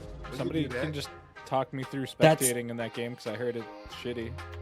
But bro, yeah, I Listen, will bro. actually sauce you in Street Fighter 4. No, you won't. I don't care what you did in 5 and 6, bro. I I don't really think don't care. I don't think you can. No, I'm pretty sure I can get games on you. There's a difference between I Anyway. could get games, like you could still get sauced and get games. You're already bargaining for games. Right. I'm not. Like, what are you talking about right now? You're already like, well, I could probably get some off of you. Fuck out of here. What are you talking That's such about, a- bro? You really want you about this life, huh? Bro, I'm him, bro. My man, move the goalposts. I'm really Listen. him. Oh, well, first, we're in 2024. We got to move goalposts like a lot nowadays. That's, you know what I'm that's saying? all you kids do in 2024, bro. Damn right. We're gonna keep doing it. Y'all are losers. What I is mean, this, you- y'all? What did I do? You know what you did. Yo, Sure, where's my but- top 8, yeah, bro? Yeah, fair enough. Where's my top 8? You know Know who's a what you did. You don't know a fun fact though? You know who's a peak move the goalposter ever in FGC right now? Idom. Idom is peak moving the goalpost, bro. I'll give it up. I'll give it up. Bro. I'll give it up. Evan, that pause. That was a tough one to swallow, but Hey yo. I said pause. What's wrong with you? I said pause. You're not wrong, but you're not wrong, but it's my instinct to say hey yo. We're, So, we're not we're not respecting pause now. I mean I respect it. I respect continue, continue. Anyway, Lil Bro could definitely just pick up JP. He's shown it, but he refuses to. It's this foolish pride, bro. That's Foolish what, pride. bro. We were saying, bro, he is so stubborn to we're like, bro, I promise you, just do it. Just do it, bro. All right.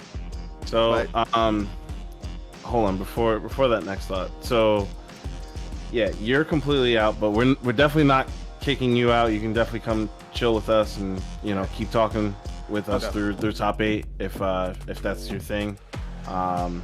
Thanks, Jack, for sure coming through.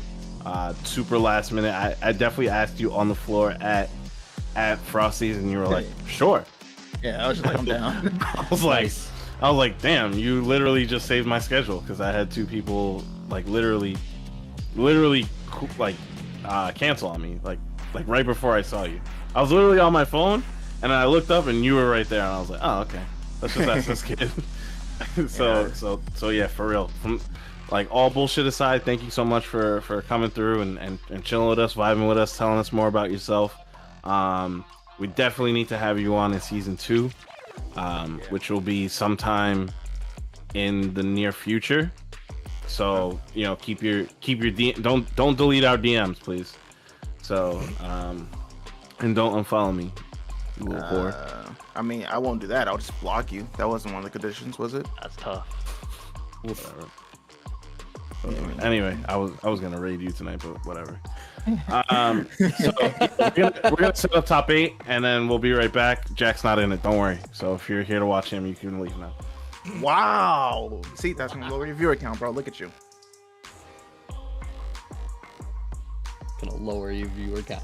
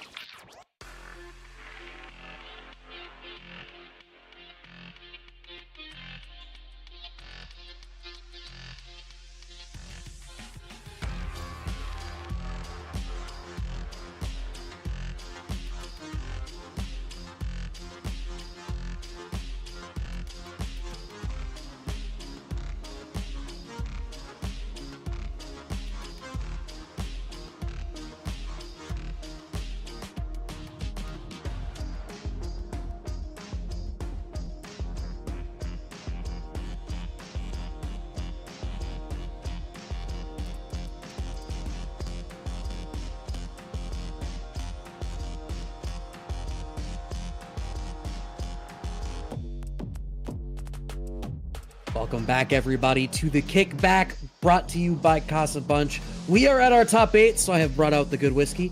And this is a really good top 8 tonight. We were just talking about it before we went live. But first, hello again to JB, still sticking around. And thanks again to JAK, who had hung out with us for the interview portion previously.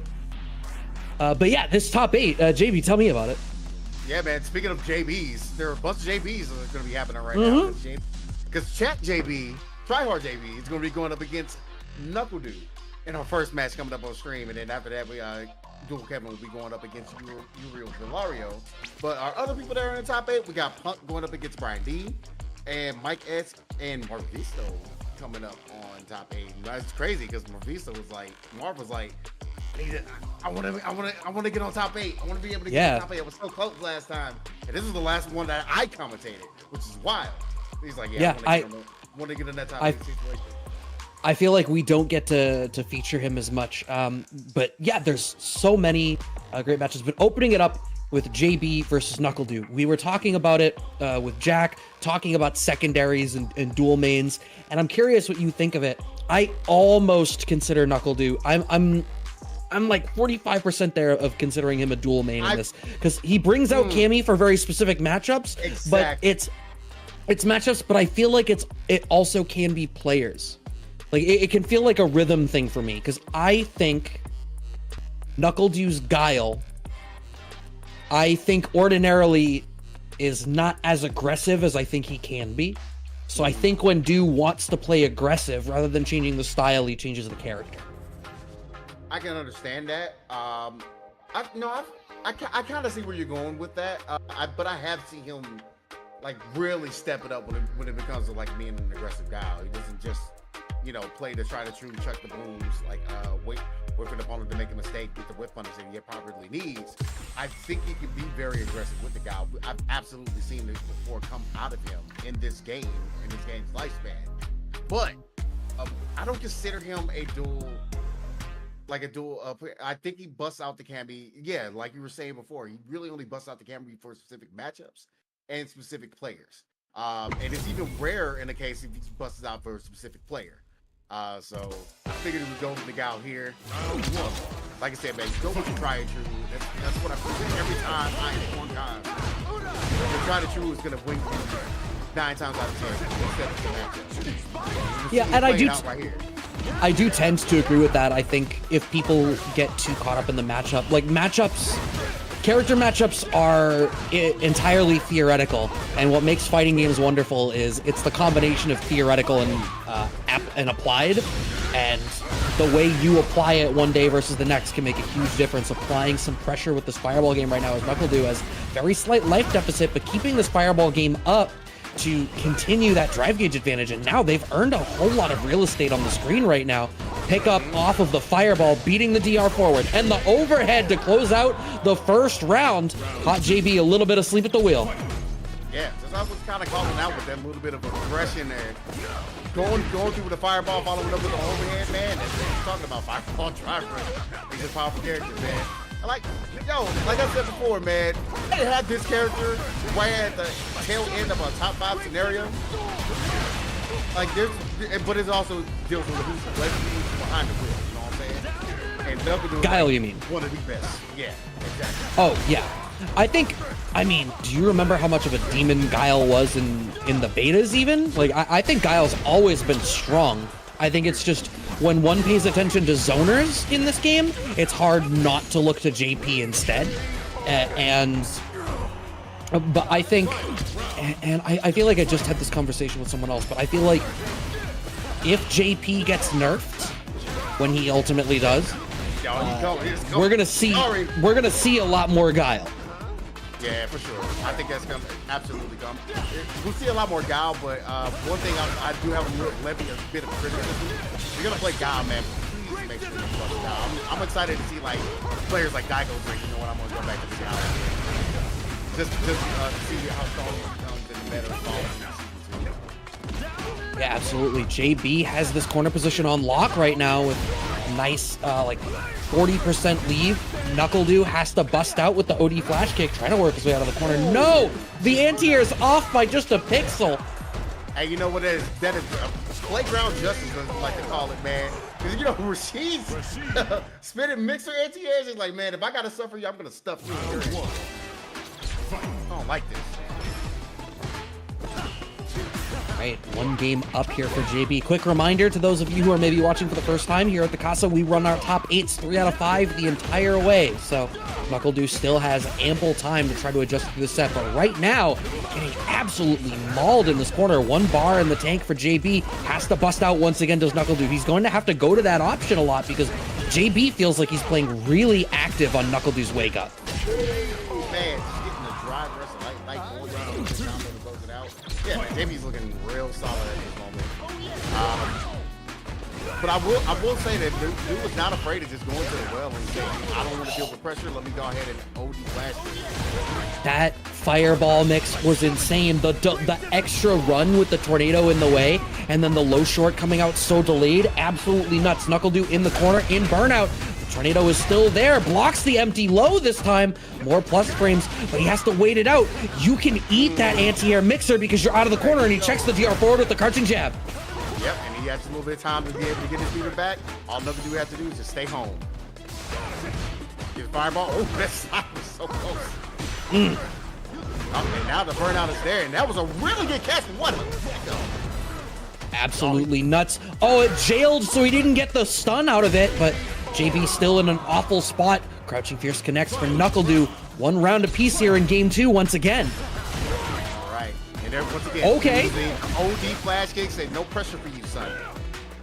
I'm doing any of that, you get away from it. Now we're switching with the crouching. Man, there's a good pickup by JB.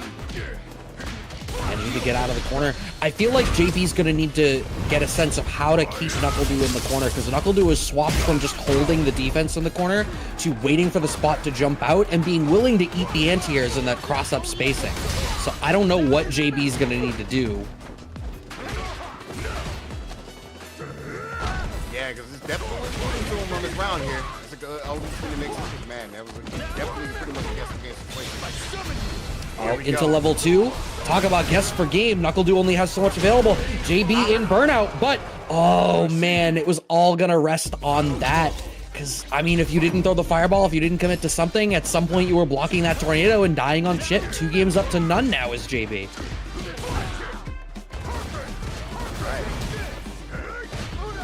The usage of just using that opening flash kick is really helping out. You see it there once again, getting out of it. I definitely want to see some efficient, though, because JB is getting this roundhouse. He's getting that. Be able to he's some heavy damage. Yeah, doing a lot of baiting out responses with like drive rush into like immediate stand jab, and then when dude goes to check the DR, it whiffs and the standing roundhouse sets up. It's setting up the spacing trap that Du is having a really hard time dealing with, and I think Du is losing out on the fireball game a lot because JB is willing to use the drive gauge for tornado. So it's another spot where I almost feel like Du needs to try to find the pace to walk forward. Yeah, that was something that you kind of called out earlier, man. He likes to, he likes to play home, play back a little bit. Yeah, it's real tough, man. Especially you got this tornado just coming at you. Help! Yeah, it's no. Good defense. The last plus frames drive reversal, but Du still with his back against the wall. Now with no drive gauge, this is scary. You have 2 bars clipped by the low. JB is going to be in a great spot to keep this sequence going. Throw number 1. Needy on wake up. No situation after the tick throw. Wake up level 1 from NuckleDu, but that's still only half of his burnout. Good call there. Using the level 1 to get through, but man, once again, JB with the slide though. Oh! Back throw. Into the... Wow! Add a second later, and NuckleDu's out of burnout and able to answer that. So crazy. NuckleDu staves it off, but JB right now at set point. Yeah, man. And this is situation you want to do. Seems like NuckleDu and Casa is like not mixing right now, man. It's the second time we've seeing this, like coming out of NuckleDu, like he's getting like completely stuffed in the first round. I think got the level 2 locked up though.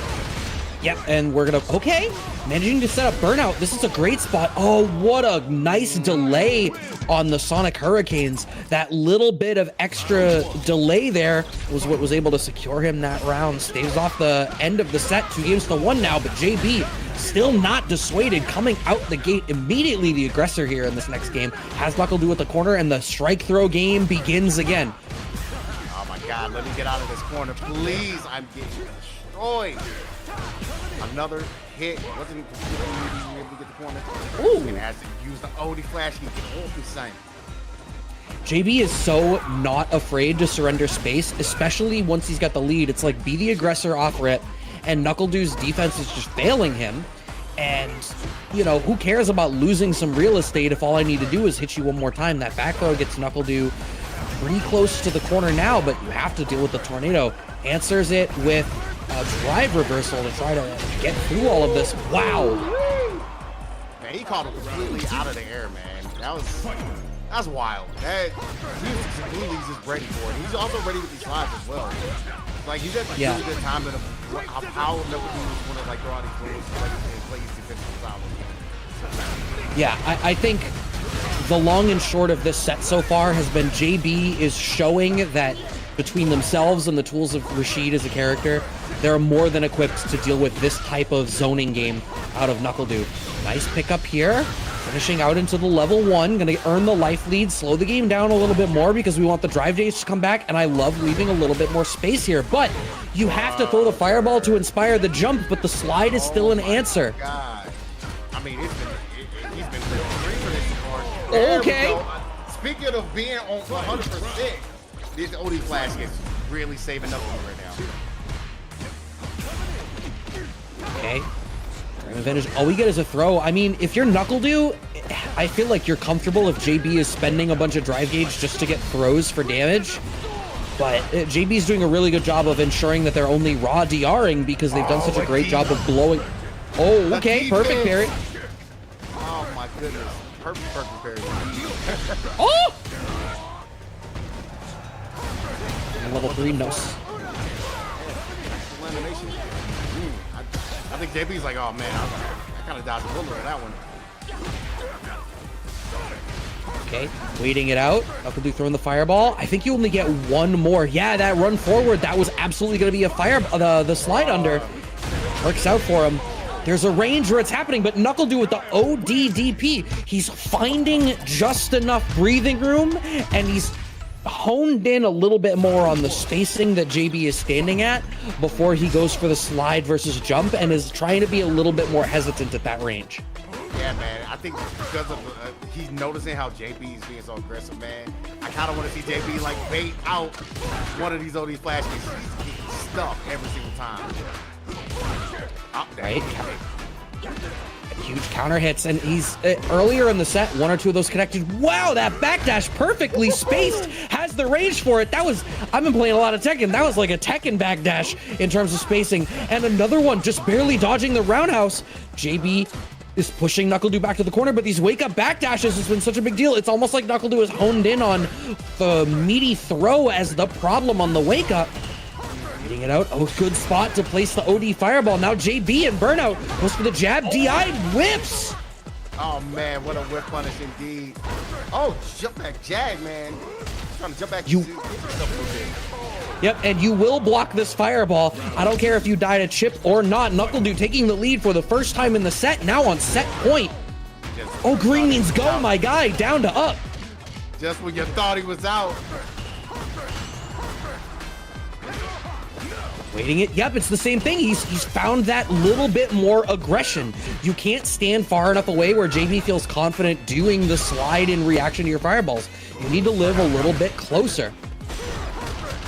Oh boy. And this is where level 2 just completely played this part, man. Look at the chip, put it in the burnout. Oh no! And we close it out with the perfect. And NuckleDu with a 3-2 comeback. Don't call it. What a great sequence. He found that little bit more aggression, and look at it here. And you spoke to it at the top of the set, right? NuckleDu 100% has that aggressive flavor of Guile in him. I think the thing is, it feels like he only tends to bring it out when his back is up against the wall. I think how I always liken it is I was like, Knuckle-Doo and Kaba, I feel like are the big guiles that I think of. Yes. And Knuckle-Doo still plays very much like a Street Fighter 4 guile, and Kaba plays like a Street Fighter 5 guile. Both of them work in 6, but you gotta know when to wear which hat. Agree. Like in both players, like in their time coming up, like I've seen Kaba like completely be able to switch it like on a quick of a hat, even more so than like Do has when it comes to those situations. So it's good to see that Do has it. It's proven me right, thank goodness. I'm looking at these players like I know he has the aggressive guile in him. So yeah, man, that'll be able to put that in. Like I said, we get this top 8 though. It's gonna be classic versus classic versus classic versus classic versus classic because Knuckle-Doo moves on. He's gonna be moving on against Punk in the winter semifinals. Winter semis, Punk versus Knuckle-Doo, no big deal. No, Marvisto took the win over Mike X 3-1. So Marvisto waiting on the other end of winter semis for the winner of our next match that I imagine they're getting situated on stream now. Dual Kevin and Uriel Valorio. How do you expect that this one is gonna go? Yeah, it really depends on who Dual Kevin plays. Like I said, Dual Kevin is honestly becoming. He's living up to his name. You know what I'm saying? He's called him Dual Kevin for a reason because he does have a Rashid. He also has a Luke. So it's like he's been working both characters, and it's going to be real difficult to see who he wants to bust out against. The obvious pick is going to be Ken from Florida. So you got to see how it plays out. And I don't know. It's kind of hard to like tell when it comes to matchup now when it comes to those characters, but yeah, sometimes you just go with the player, and I think Dual Kevin is just gonna ride it out. I think he's gonna try to see if he can get a little bit more practice though. I imagine Rashid might come out. You think so? See, I wonder, right? Because I think Luke can probably box a little better. Like the way that I think about these characters, I think Rashid is like a riskier with Punisher is maybe how I want to put it. Like there's very specific spots where Rashid sets up spacing traps that are really problematic, but Luke is obviously a stellar counter poker and a great whiff Punisher. Both are available, so I find myself wondering, you know, the big difference between the characters. And I was actually going to ask your take on this.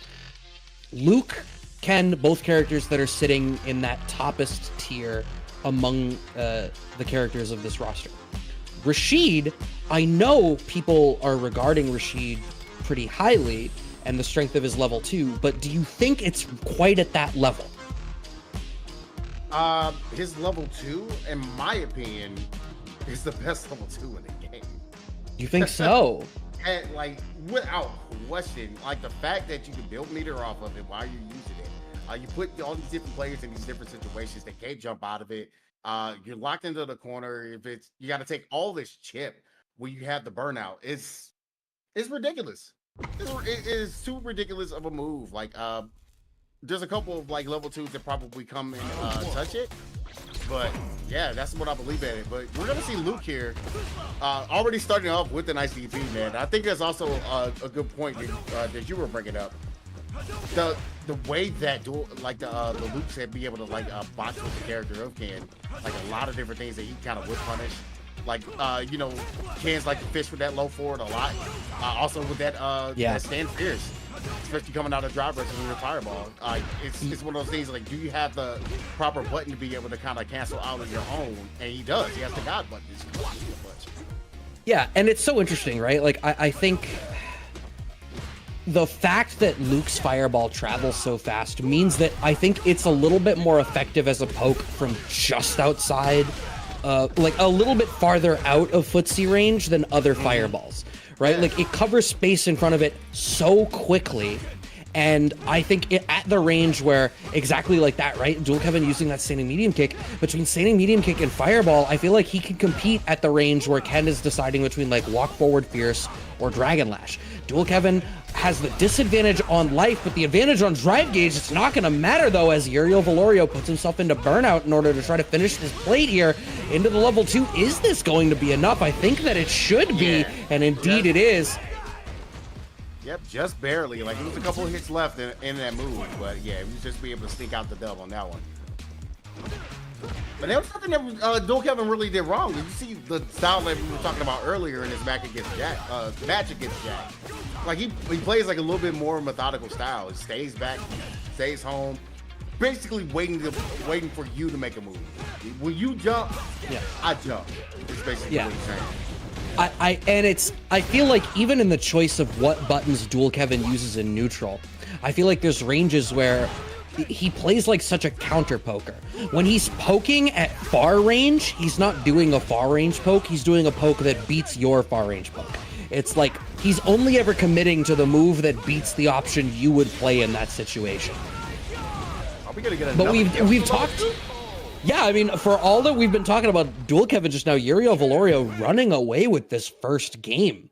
Yeah, and it's crazy because like Dual Kevin had the first round like completely on his belt. And it's just Valorio like just completely just made that hefty comeback.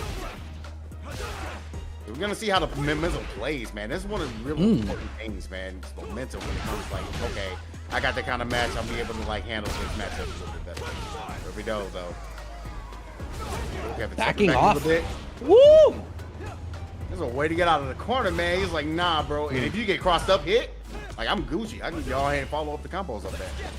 That's huge. The positional advantage that Dual Kevin had nullified in Burnout, life about even. Uriel Valorio, it's like he's doing a better job of playing that second fiddle. Level 1 comes out in response to the DI. Dual Kevin's able to move ourselves back to mid-screen, but this is also scary. Wow, Dragon Lash into Dragon Lash. Uriel Valorio abusing the hell out of some plus frames. Absolutely. He had no protection there, so it was just a real good call to be like, yeah, I'm still going in. Like, what can you do about it? So yeah, I don't know. Like, it's maybe sometimes the methodical style doesn't work. I mean, right now you're Valorio, man. It was kind of a little bit of a testament of what was happening in the last set that we saw. A lot of aggressiveness is coming out, and it's really working out in Yuri's favor. Hopefully, Dual Kevin will be able to get a nice little combo going here. Decides to just go for the plus range instead. Okay. Gets that cross up there, and we're reset back to neutral. But through all of these exchanges, Uriel Valorio slowly but surely earning a little bit more life out of every exchange, puts himself into burnout, but he's playing his entire hand because the level 3 means that Uriel Valorio can close this out as soon as they get another touch, and being up around makes this easier. Counter DI comes out for Dual Kevin. We have to extend this pretty far. We're not going to go into any super no. We play for plus frames after. Still very little drive gauge, and Uriel Valorio now out. The level 3 is going to come out. That's going to be enough to do it. Dual Kevin is able to close out this round, but it has cost him everything, and that is exactly why Uriel Valorio is so comfortable playing his entire hand there, because the only way Dual Kevin wins is by playing his whole hand. Exactly, man. Like I have the bigger deck. I have the world flush. Where you at? So, yeah, are you a poker man? A little bit. I watched quite a bit of poker as a kid, which is crazy. As a kid, I watched poker. As a kid? Yeah. Aren't you like my age? Like they weren't putting poker on TV. Yeah, they were. Did I just not have that channel? Around 16, 17, ESPN was playing that all the time. Yeah, World Series of Poker. Thank you. I was watching the heck out of that. Shout out to Phil Ivey. Dang it. Yeah, both people. Black people.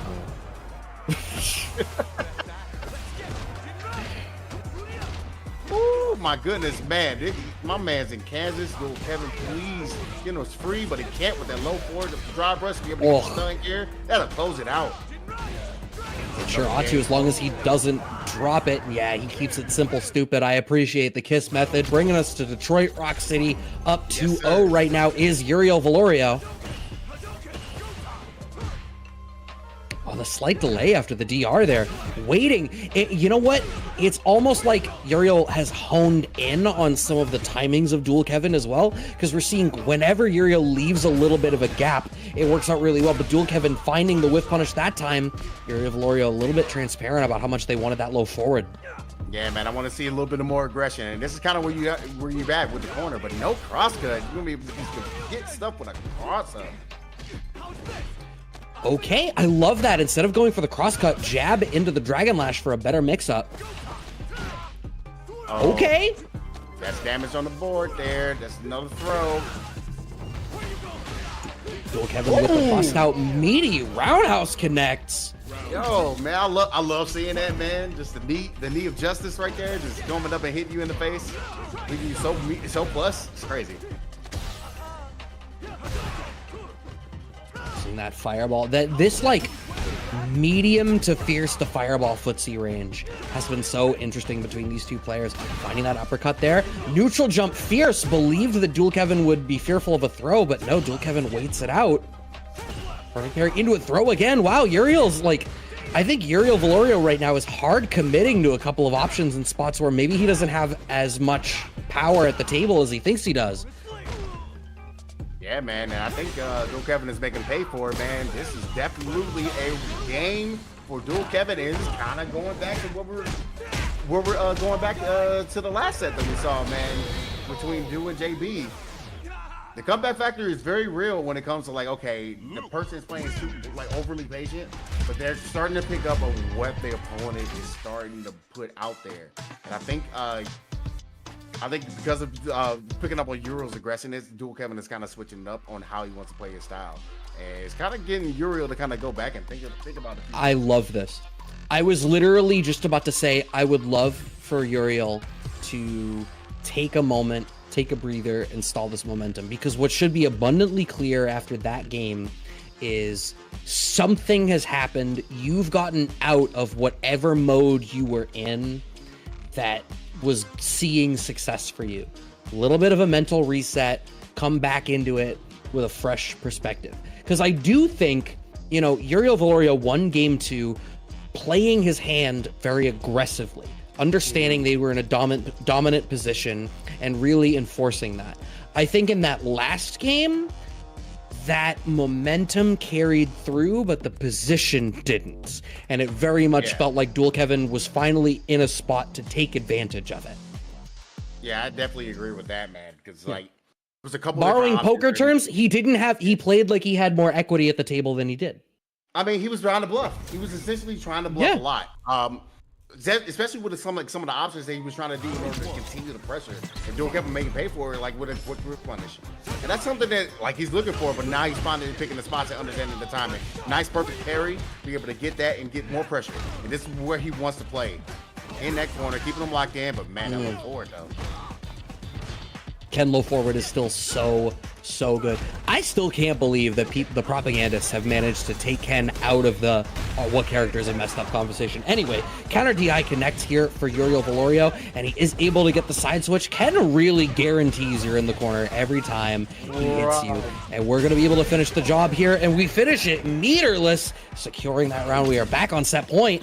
Yo, that gen ride, the stoppage in order to do the first half of it, and then get him guessing with the next hit of that medium punch. It was sick. Up against the corner right now, looking like a repeat of that previous round, but it can swing the momentum so quickly in the other favor, be it positionally, damage-wise. As long as Dual Kevin continues to play solid, Uriel Valorio is committing a fair bit of drive gauge, having normalized this now, but this is probably the longest round we've seen without someone coming away with a huge advantage. I agree, man. It's pretty much of a stalemate. I think Uriel's like understanding like how he lost that last game where he felt like he could have won it, and he's playing a little bit more patient. Nice throw tech. Having a life deficit here. DR forward into low forward. Uriel Valorio cashing out the level 3. Wants to secure that lead. I am fearful here that once again, maybe he's overplaying his position. If Dual Kevin is able to secure this round without committing level 3, that's not going to happen just yet, though. Strong lead. Oh, the back throw. I love to call that the meta back throw. We're playing for the level 3 traps. Uriel Valorio cannot afford to swing in any of these because a level 3 out of Dual Kevin will get him the dub. Does he have enough to close this out? I think that he does. Be able to close out with the level 1. He made it. Oh my God. You saw all of that extension. He had the meter to play with. But yeah, I definitely want to go on and go back to this sequence. I'm so glad the replay is here, man. It's just like as soon as he gets a gen ride hit, look at the extension. He keeps going with it. Another gen ride. Man, it's just basically gen ride looped him. So sick. Yeah, I'm not gonna lie to you. When the combo started, I was so entranced on the drive gauge, I forgot to look down and see that he had a bar of super. Because I was like, oh, damn, is he gonna be able to push this? Having the super, I should have known better. A great performance out of Uriel Valorio. I love going back to the lobby after a weird loss. And I bring this up a couple of times, but I still remember, you know, when did Vanilla Marvel 3 come out? That was 2010, right? Evo 2010, Viscant versus PR Balrog. After that grand finals reset, he took that moment to reconnect. It's huge. There's somebody posted a while back that I think it was something like 60% of the players that went back to character select after a bracket reset were able to win out the tournament after it.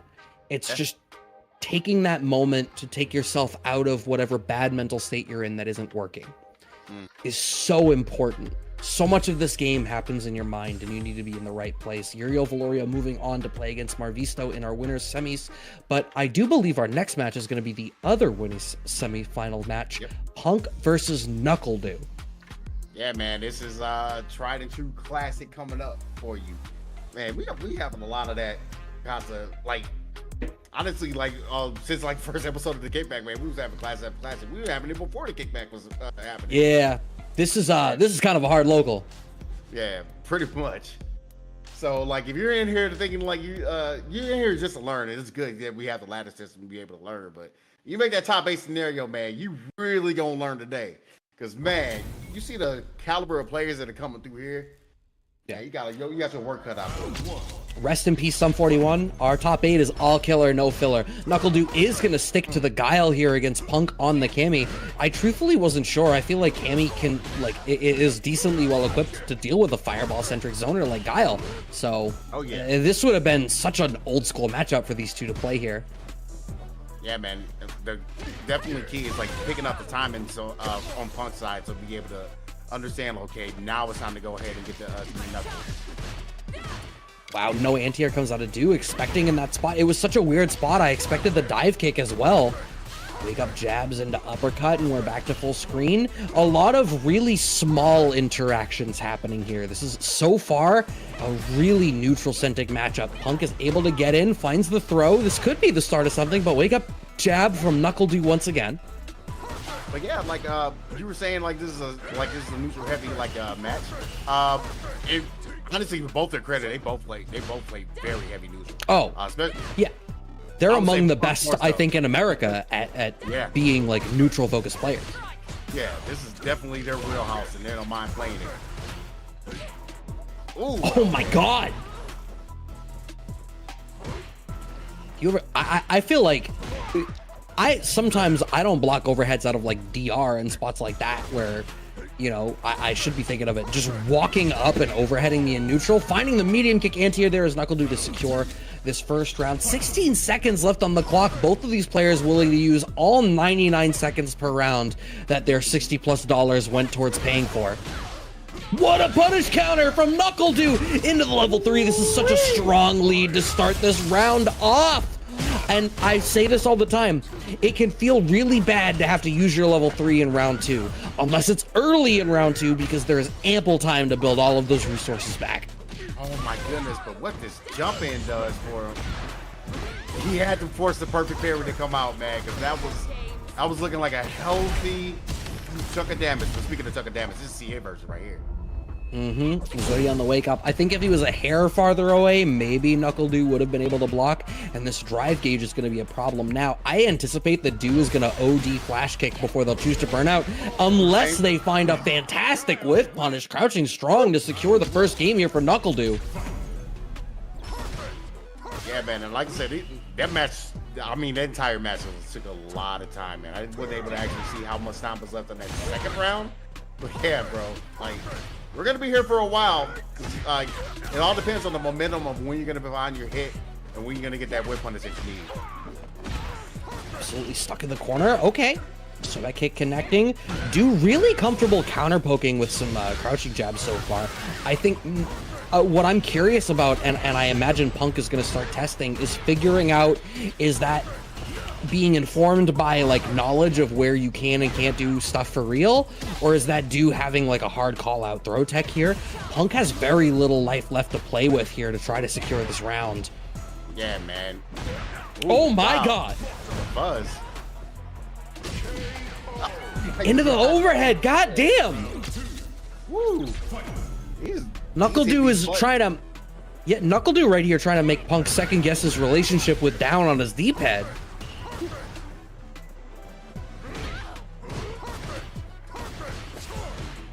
All right. Another fireball thrown out, and right now, once again, just going back to that dude who just said it's like, yeah, let me go ahead and just take my turn, box it out, see what you give me, and go from there. And gave me a lot of damage because of Barry on wake up.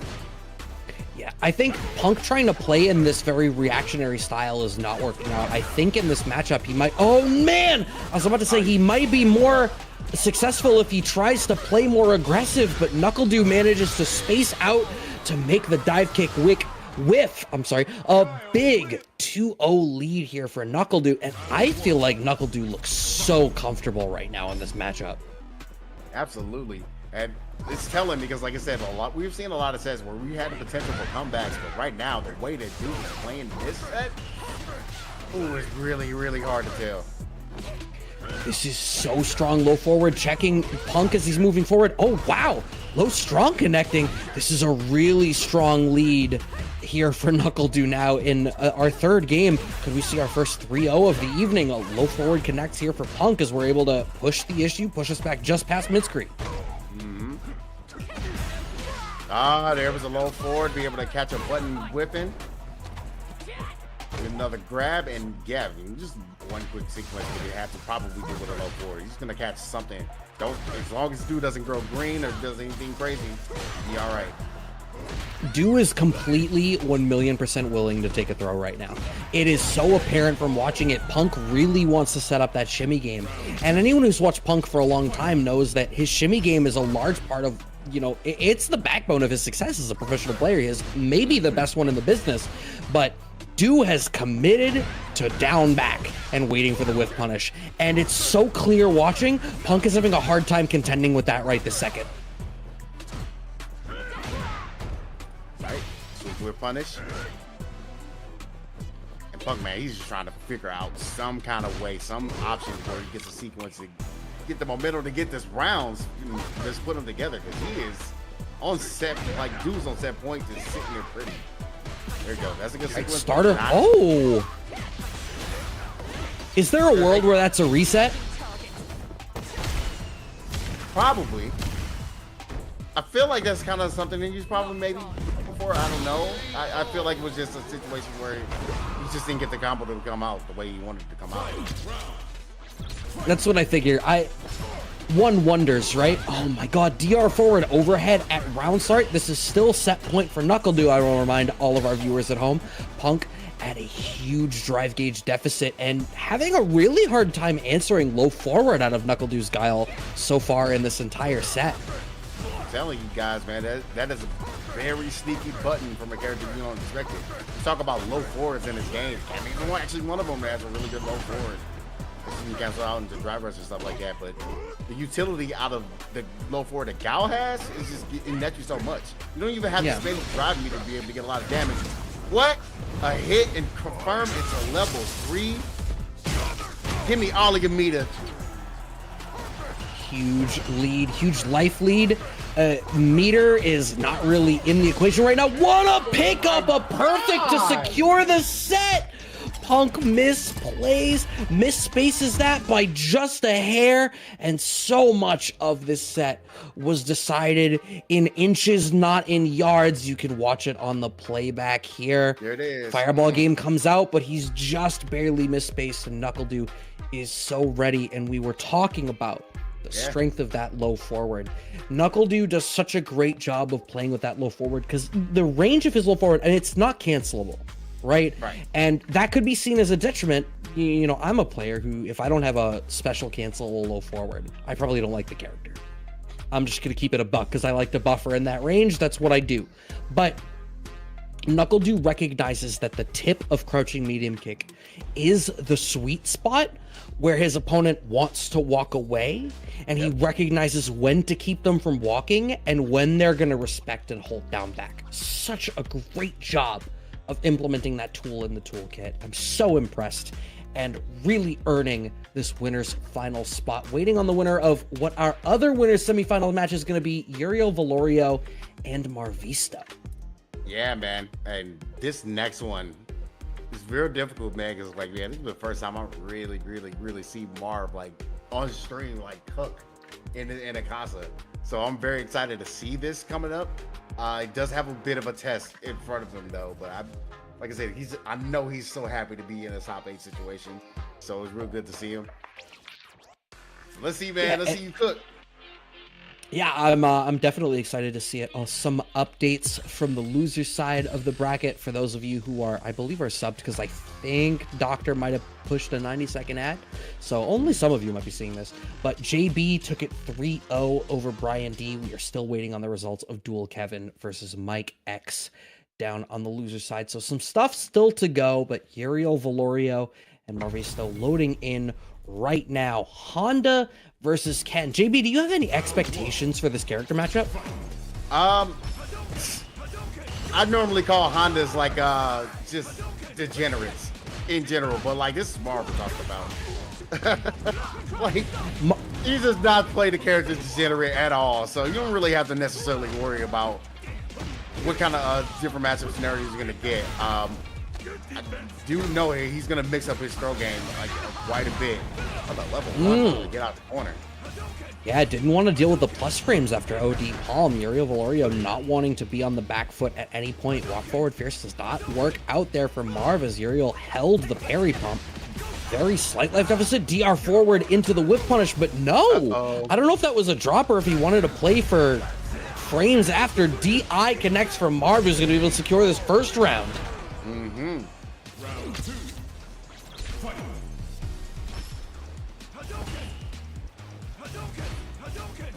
Coming out, Marv playing this one decently slow, but you can see, wow, he's just wanting for that whiff punish there, and I think that's going to be the problem. If Uriel finds the answer to like slight block back stand fierce at that range, that's going to be a big deal. But if he's not able to find that answer, Marv is going to run away with this.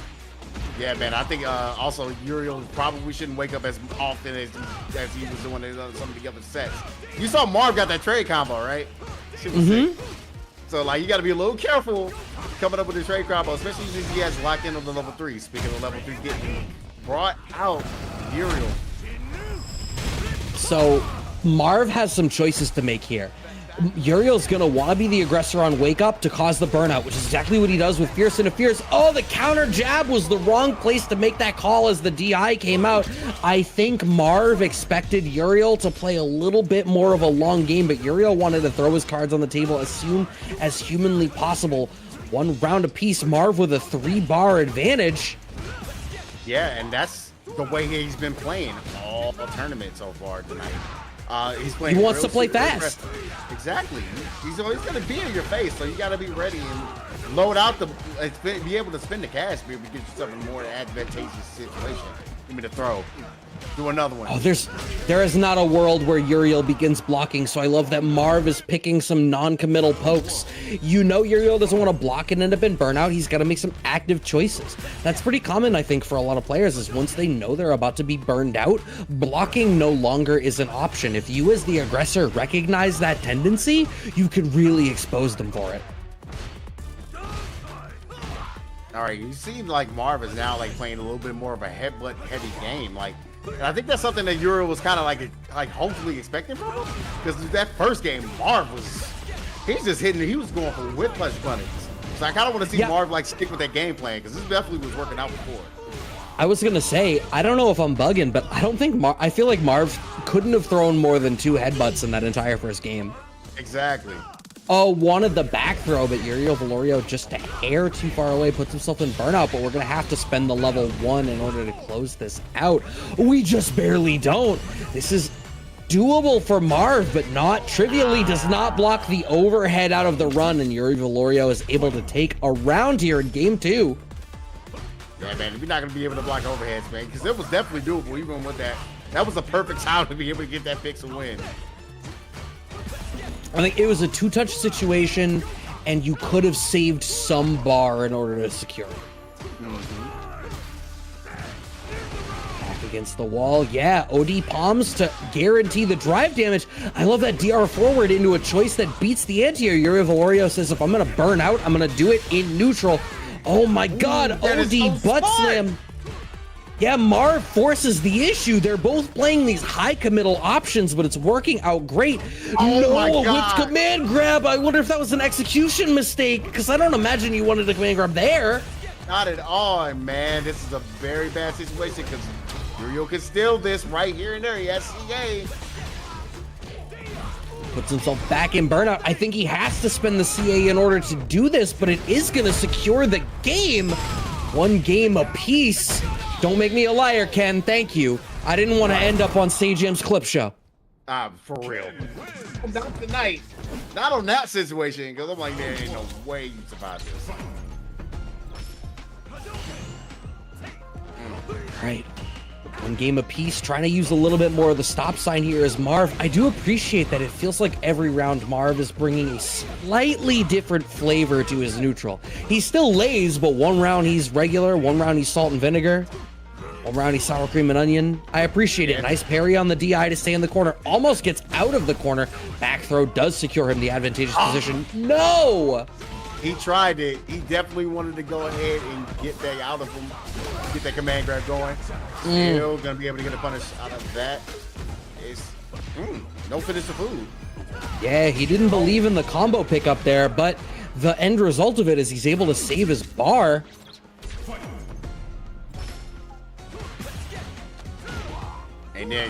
And now Uriel, I guess he's kind of switched up the game plan a little bit, but I think it also is a testament to how Marv is playing right now, because he's trying all these different options starting off per round.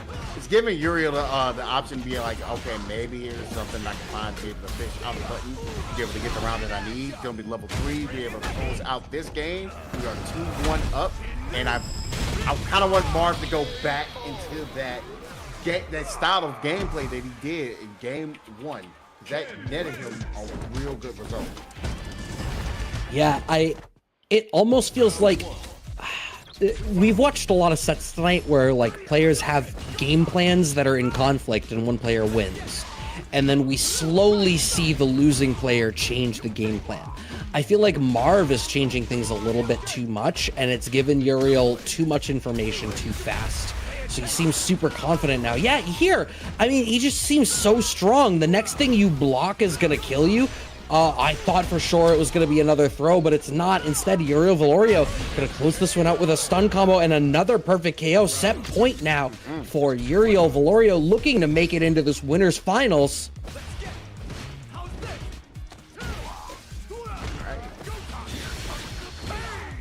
All right, use a level 1 to get the push back and be able to praise God. Yeah, I don't know why that shook me the way it did. Something about that just ruined me. Anyway, Yuri Valorio on the back foot, just shy of a drive gauge. Keeps parry pumping. That's the issue wanted for the level 3. We're not going to have it in time, but I think you're actually dead here. Absolutely, without question, you're dead. Yeah, man, I don't know. It seemed like after in game 3 where he was trying to like try all these different things and see if he could switch the game plan back to where he was going. Like Uriel started sensing the blood in the water. Like getting to like those low floors, he was catching them on the toes a lot. There was no kind of like airplay, you know what I mean? Like no jump ins for real at all. No kind of like challenging. I did not see like one butt slam. I think Marv was like probably giving Yuri a little bit too much credit to try to test him. Because he was like, man, he might perfect parry the heck out of me. I didn't see one. Yeah.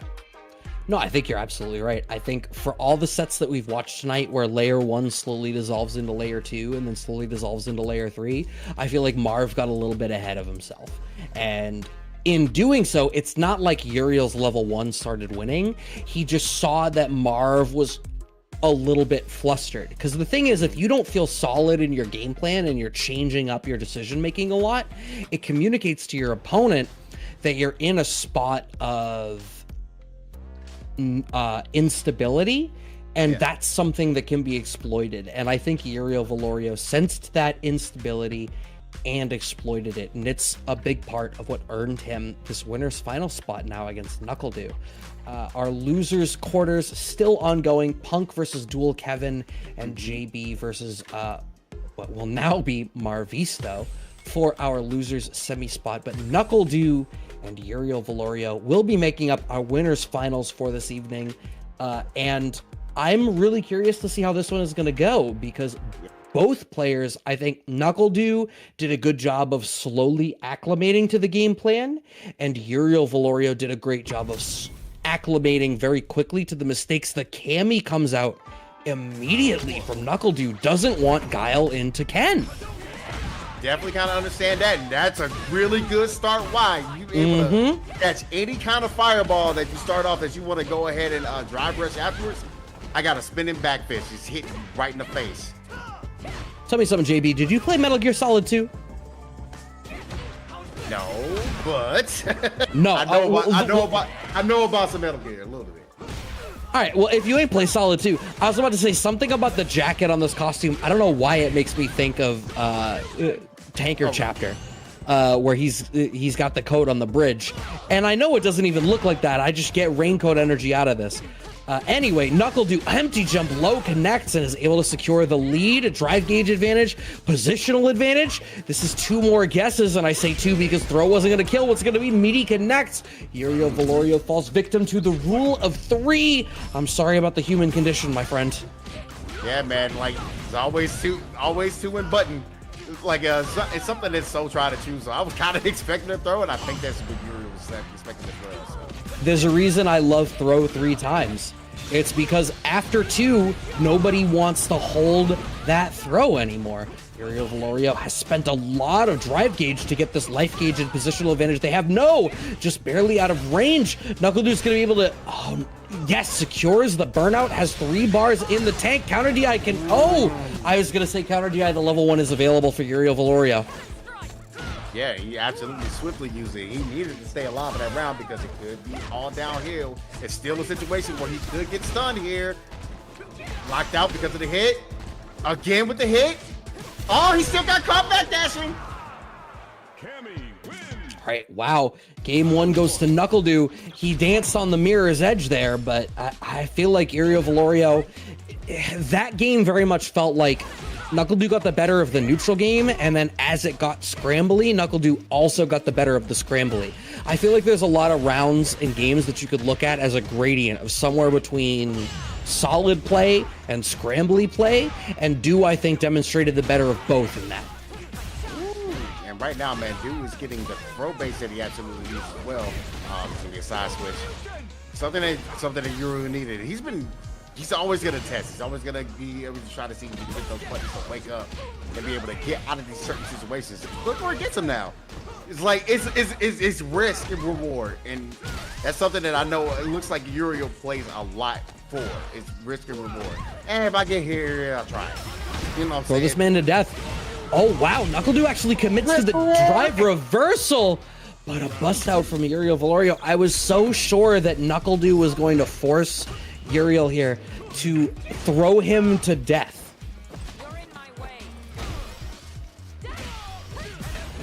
Nice meeting. And what? Yeah, man, that's testing. I'm hoping that NuckleDo kind of takes a little note of that. Because it looks like Uriel's just not going to want to block on wake up. Because he's afraid of throws, he's afraid of tick throws and everything. And oh my God, that hit so meaty! That was insane how meaty that hit. Looking like an Arby's sandwich. Which Capcom Cup did they sponsor? Anyway, it counts. That's a product plug. Arby's, you can send me money. NuckleDo at the lead still here, and the meaty pressure working out so great. Level 3 in the tank for both players, but the positional and life advantage huge here. Uriel Valorio with a really smart walk forward, though, into the level 3. Yeah, man, there's going to be a lot of chunk of change right here. And hopefully something that kind of gets me started. Still got a light deficit to deal with, but man, that corner is where you kind of want to be. And you have to go for the throw, and NuckleDo's going to make him pay. Oh, that's huge. He didn't go for that combo into the level 3, but now you're in this spot. You know Uriel Valorio is not allowed to throw a fireball because of the threat of level 3, so you spaced yourself out for the Dragon Lash, and a second game is on the board here for NuckleDu. Had every tool ready and waiting. You know what the thing that separates the best players in the world from the really great players is? The best players in the world have one more space in their mental stack to keep track of one more thing in the neutral. Very much so, man. It's like you were talking about, we keep going back to the card analogy, man. NuckleDu knows his deck. He knows his deck. He does. And you know what? If Uriel knows his deck, NuckleDu knows what cards he's already drawn. Exactly. Oh my god, neutral jump, medium kick hits at the very tail, set point for NuckleDu. He is looking so strong right now on the Cammy, and you didn't want to say he was a dual main. He's looking real hefty, and like I said, it's a really good time to go ahead and have this kind of matchup. Considering he does not want to like deal with like the overly offensiveness of Ken that can bust out, especially the way Uriel plays him. Oh! Not your turn, sir. Can't do that to me. I got the reactions already. He's got level 3. No, combo drop. Puts himself in burnout, but the throw is going to be enough to do it. NuckleDu bets it all on one final coin flip, and Uriel calls it wrong. This is a different replay. You're just like, hey man, we didn't show it right the first time. We're gonna show it right the second time. Hey, you know what? I'm gonna give Doc some credit. I love that whiff punish seeing it the first time. It came up. It's been like 10 minutes. I still appreciate that whiff punish. Yeah. That wasn't NuckleDu set against Uriel Valorio, but if that's the NuckleDu that we have tonight, I think NuckleDu is about to be. Excuse me while I check the current value of the Matcherino as I scroll down. It's in a weird 113. NuckleDu looking like he's about to be $113 richer. Thank you for having eyes that are better than me. 113, yes indeed. Yeah, so man, like make sure you guys continue. If you guys enjoying this play, feel free to contribute to the Matcherino. Like we still have, we don't have any more codes left, but we still have the YouTube sponsor quest. Subscribe to the YouTube where we're currently on, by the way. Hi everybody. And also, yeah, man, feel free if you have a little extra change to chip in, go ahead and chip in, man. Support these players. Just try to get this goal to get to the prize pool up as quick as possible. Yeah, and if you subscribe to the YouTube, I know we're, you know, a peek behind the curtain. We keep talking about the different content ideas that we have about stuff to go straight to the YouTube. So, yeah, you know, make sure that you are first on the ground to be able to see those. We love to see the support from all of y'all, whether that means, you know, follows and subs on Twitch, subs on YouTube, or even just the support to the Matcherino. So, I mean, we've been at this here at the Casa since the quarantine. And the fact that we're still going and y'all are still out here supporting us means so much to all of us. I hate to speak for Bunch and Doc and the other guys, but I'm the one with the mic in front of me right now. And I feel pretty confident in saying that everybody appreciates all the love that we continue to get. Our top 8 here is winding down. It looks as though Punk took the set 3-0 over Dual Kevin. We are just waiting on the results of Marvisto and JB to see who rounds out our semifinals. Our top 4 is almost decided, so you can feel pretty secure about who's going to get your money. Absolutely. Yeah, man, the way, like I said, there's a really stacked top 8, but I'm definitely surprised at a couple of these scenarios and outcomes, man. Dual Kevin able to take it over Mike X on that loses round 1. But yeah, like I said, you go up against Punk, and Punk is like just a master of the game and master of like so many different characters. Like he's no telling who he actually played against them, or if he's like trying to get into if he's actually gonna go to LCQ and actually get into LCQ mode and continue to get that Cammy ready to go. Because you know that is his absolute main. Even though like speaking of dual wielding, like triple wielding, quadruple wielding, triple wielding. So here's my take on Punk, right? I think Punk uniquely, Punk is a player who I think almost plays the system more than the characters. Punk has this unique ability to be able to swap between characters and just sort of inherently recognize the difference in their toolkits. I think of games like King of Fighters and Tekken, where you know people play the system and recognize the minute difference of character 1 to character 2 in the system. Street Fighter hasn't historically been that kind of game, but I watch Punk and I feel like Punk plays it in that way. You always know when you're watching Punk because his style shines through so well. Very And much so. I think one of the side effects of that is, yeah, he can really pull out any character as long as they have a pink costume. That's really the only deciding factor. Yeah, man, and there's a couple of characters you can pick up against JB who ends up taking it 3-0 against Marv. Oh, yours updated before me. Yes. Yeah, it did. Oh, But yeah, it depends on who he picks, but I really think he is gonna stick with the Cammy. Gonna go ahead and just get ourselves ready, because like I said, man, a very important tournament coming up. We want to see if you can, for a player like Punk, I feel like he has a very, very, very good chance of doing some damage and possibly winning the LCQ if he went. So sometimes you got to be in that mode. You got to be ready. so sure. I think my thing is, I feel like there are so many killers that could have easily been CPT spots that are going to have to slug it out in LCQ. I think if anybody feels confident about results of LCQ, they're crazy, or they're like a tarot card reader. And I need them to tell me what the lottery numbers are, because for it real. really feels like it could be anybody.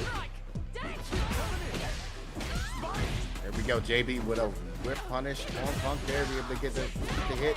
But yeah, man, what counter hit? Trying to figure out exactly what JB was trying to do there. Be able to get himself, allow Punk to get out of the corner. See, Punk is one of the best players already at checking DRs. Like, he's found the buttons on Cammy's kit where he needs to be able to do that, and representing the hooligan to be able to beat the tornado. So Punk is able to, oh my god, an anti-air on the dive kick? I thought Rashid didn't have anti-airs, is what they told me on Twitter. Yeah, but right now JB's gonna attempt it and try it.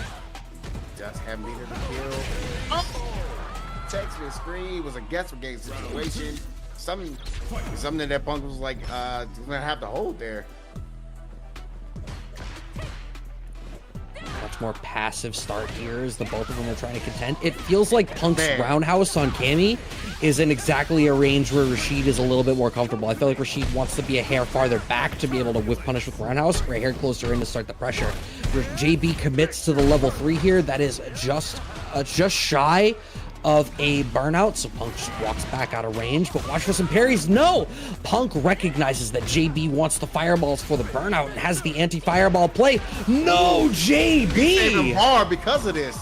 Yeah, man, I think it was a situation where JB wanted to see if Punk was going to bait out the level 3 and spin that meter. That's low-key a win for JB. Because of that situation, look where we're at meter deficit here. This is huge. Life just shy of even. JB with the slightest lead, but the positional advantage sort of betrays that as we move back to mid-screen. These pokes working out better. It's like the ground game works out better.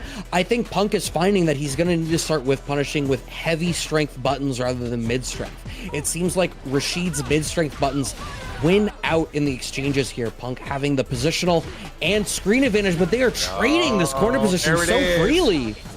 Oh, did he get hit? Man, which is crazy because JB was building that bar. He saw that bar being built. He still has a chance of busting out if he wants to, but he has to be a little careful. Forcing it into one more guess. JB just walks back. JB wants the room for a safe level 2. It's not going to happen. Punk earns just enough frame advantage and respect to find the throw and secures this first game. Yeah, man, it was a real good call there by Punk, man. Finding the gap. You were able to bust out the level 3. Because, man, that level 2 was coming out very quick. And look at it again. Punk is getting so much mileage out of heavy strength buttons, whether it's whiff punish, crouching roundhouse, or, you know, stand fierce, crouching fierce. It is definitely the difference maker. Committing drive gauge to secure this one without having to spend any bar. Punk up 1 round, 1 game right now over JB and looking really dominant. JB is going to have to either find some confidence to walk closer or find the fireball game outside, but the hooligan play from Punk has been so strong. Yo, hey, you know what? I love that bust out too, man. He's like, yeah, you're not getting no pressure on me. You know who I am. You know, you replay all the time. You can't do that to me. Corner pressure starting here for JB. Oh my god. Every time JB gets to the corner, Punk finds the back throw to be able to steal it.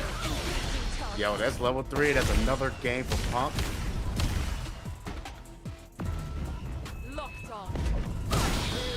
This is looking so dominant right now. And it feels like there's a very specific range where JB needs Punk to respect him, and it's exactly the range where Punk is playing most effectively right now.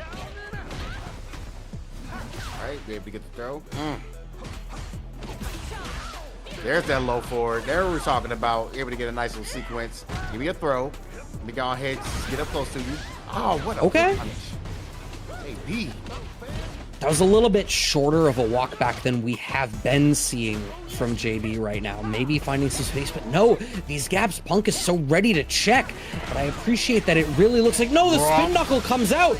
Punk actually commits the super gauge to guarantee the burnout. So now chip damage is a huge factor. JB needs to decide how much, if any, bar to spend. That could have been a massive whiff punish. He's back up against the wall. No whiff punishes from Punk anyway. Plus frames from the OD dive kick, and he finds the throw to secure set point now for Punk. Yo, JB almost had a little bit of a sequence there just at the end, but yeah, Punk, man, going in just taking advantage of the plus range in that burnout situation. See a little bit more. Try to get over it. Still plus range there. Oh, even neutral jumps. I just feel like it feels like every time JB introduces a layer, Punk is already prepared for that layer. That very much feels like what we're watching right now. Level 3, did he do something? He went for throw, but if there's ever a spot for Punk to be wrong on a guess, this feels like a great spot for it. You're even over 1 bar away from burnout. Punish counter throw does put him into burnout, though. You know what? There is a couple bars on the butt. Oh my god. He's dead. Yo. Hang on. Punk was 1 step ahead for that entire loser semifinals. Watch this. Puts himself in, is allowed to be in burnout, making the hard guess. Wake up button in the right spot, and then to recognize immediately. There's so many layers of recognition happening here. Punk recognizes his own position, recognizes I am in burnout and have a life deficit. Ergo, I should be the aggressor. And layer 2, I know my opponent recognizes that and is going to try to stifle my momentum. So, layer number 3, I'm gonna block you blocking me doing the thing that I need to do. Holy crap. Punk was so ready at every additional layer, and I am thoroughly impressed. Oh my god, you really hit me with the I see you do me that I saw that you did and you did to me that I'm gonna do to you. Yeah, okay. I know you are, but what am I? That was like Ocean's 15 layers of reveals on reveals on reveals. Bruh. Too many to keep up with, man. Like this is not one of those kind of movies, dude. I can't watch Interstellar and just sit here and just I'm watching Interstellar while I'm watching Punk. That's what's happening right now. Interstellar? Are you telling me that Punk is a 4th dimensional being and we're just watching it in a 3-dimensional space? Exactly. Thank you so much, JB, for the raid. I see you coming through with the 126. Thank you so much. Welcome, everybody. We have losers finals and grand finals still to go, so I hope you're all excited for some more Street Fighter, as Uriel Valorio is going to be able to play against Punk. I feel like I watched Interstellar recently, and that movie is so good. It really is, man. Definitely tugs at your heartstrings at the end of it too, man. The ending sequence where he just pulls everything together. I feel like Nolan is so interested with playing with time, and that being a sci-fi nerd, that movie tugs at my heart. But one sci-fi nerd, Enlout 2, I watched it recently, and you know, my son is going to be born in the next month and a half.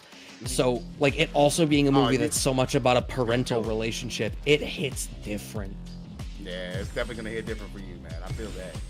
Like, I don't know. Just looking at it, I'm looking at it from the aspect of the daughter, man. dog, I understand. You see those sacrifices that they kind of make it as you grow older. I love that aspect of it. Speaking of sacrifices, oh man, like hopefully Uriel is not going to sacrifice his ability to just get in with the pressure. Just like when he comes to the best in neutral, man, Punk is like one of the best out there, so he's got to be a little careful.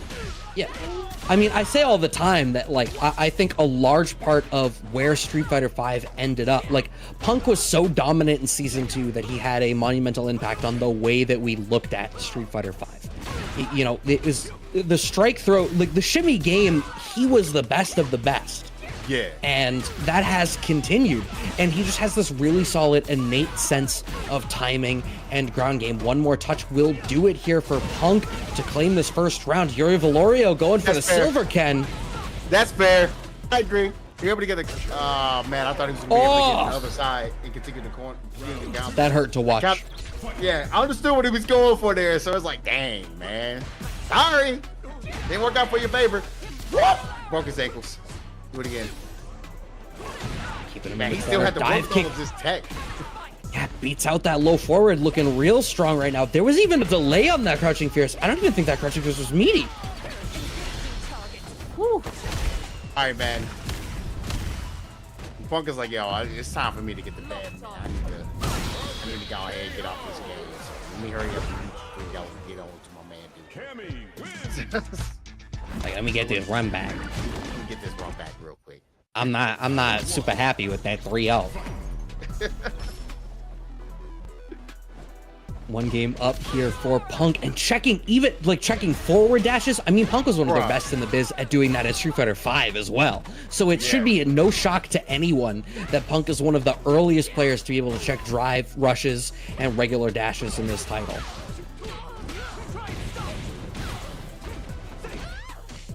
There's an Overhead connects. Right. Stand short, DR forward. Yuri Valorio really needs to keep this momentum going as much as humanly possible. Oh, no, too hungry for the DI. Oh, you greedy. You dirty rat. You got hella greedy.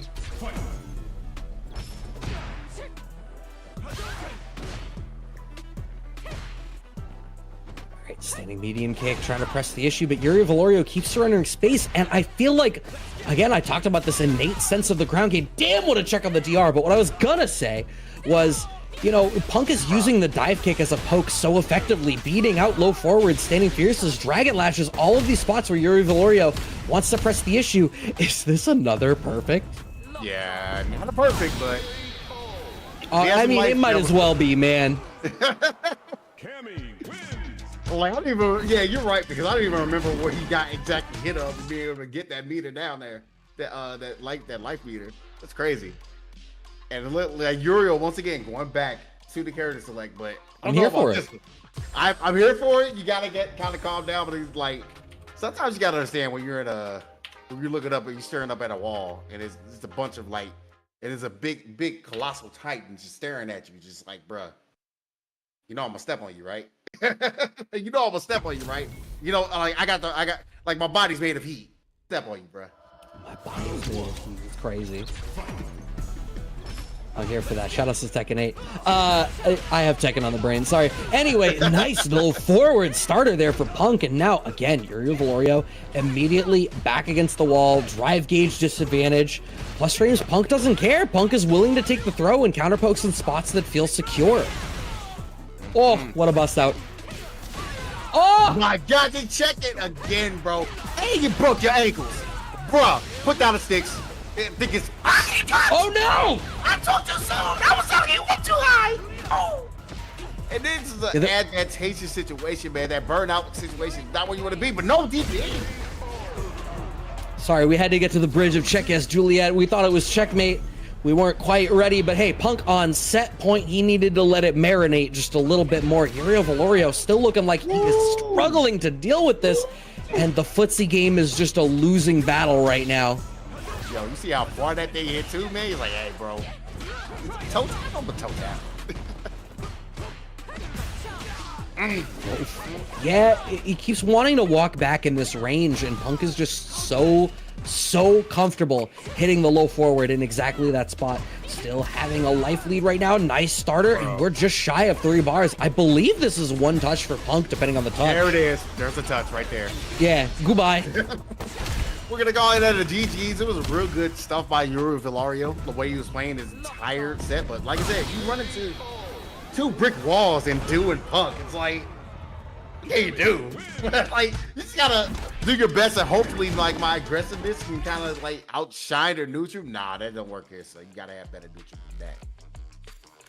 This is so the results of our top 8. I almost said top 16 because we seed everybody in the winners, so forgive me. Top 8. Punk has 3-0'd every single one of his opponents except for Knuckledew. Exactly. Who obviously swung that the other way. Now we get the run back in our grand finals after what I believe is going to be a quick ad break. If you're a subscriber, first of all, thank you. Second of all, you get to keep hanging out with JB and I. And JB, you've watched Punk all night. We've seen a couple of Knuckledew matches. How do you think this grand finals is about to go? I honestly can't call it, but fully, but I have a feeling there's a high potential for a reset, because Punk is not the type of player that's gonna sit there and just let you 3-0 him. I don't care who you are. I don't care how close those 2 are. You're not gonna let you 3-0 you and then just think he's gonna be sweet in grand finals. Like, I've seen people completely beat the heck out of him in winners finals, and he comes back to 6-0 on losing side. Like it was nothing. It seems like it's every Frosty Fosters that he does that to. Seems familiar. What happened in Frosty Fosters? Speaking of familiarity, I hope y'all are familiar with how to check out the Matcherino, ! Matcherino in the chat. Tell you what, I'm going to do you a solid. I'm even writing it for you. As you can see on the screen before you, we are sitting at $123.20 this evening. Shout outs to Black Domus, who also went with the direct contribution. I know we have a couple others as well this evening from Sermi and Mr. Mustopheles. All of you claimed the codes. If you are feeling generous, direct contributions are always appreciated, but you don't have to spend money in order to support this. If you have not subscribed to CasaBunch's YouTube channel yet, that is a sponsor quest on there. Not only can you help our analytics, you can throw an extra dime in the pot there for one of these 2 players slotting in for this grand finals. And I'm super curious to see this. It's wild, right? As dominant as Punk has looked against everybody else, Dew looked that confident against Punk. Yeah, and I'm kind of hoping and seeing like what kind of tricks, if he's gonna stick with the Camby pick and see how that works out, and if he has any like different approaches to his neutral. Because like it just seems like both of them were kind of going back and forth with like a long round after long round after long round every single time. So if there going to be a bit of a different approach? Like I said, we saw that dude can kind of withstand the onslaught of an aggressive type of play style. But is that the way he's going to try to play this out?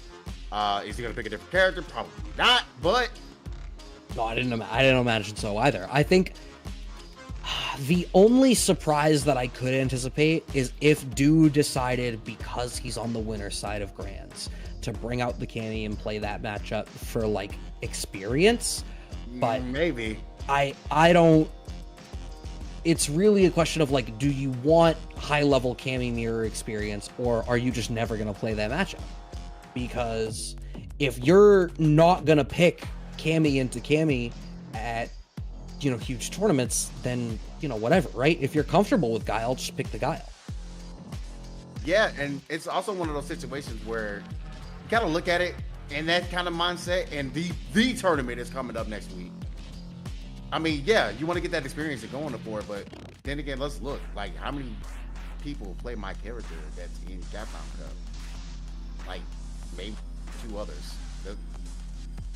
Of Guile versus Cammy? Yeah. There's not a lot of Guiles and not a lot of Cammies. I have the page open right now. So I can start to count. See, it says Angry Bird has a Cammy, and I'm sure they have a Cammy, but I wouldn't consider that a dual main at this point. Like, if there's a secondary, I don't know that I'm putting Cammy as the secondary. So yeah, like it's just one of those situations. Like, okay, maybe I go up against Angry Bird. Yeah, sure, whatever.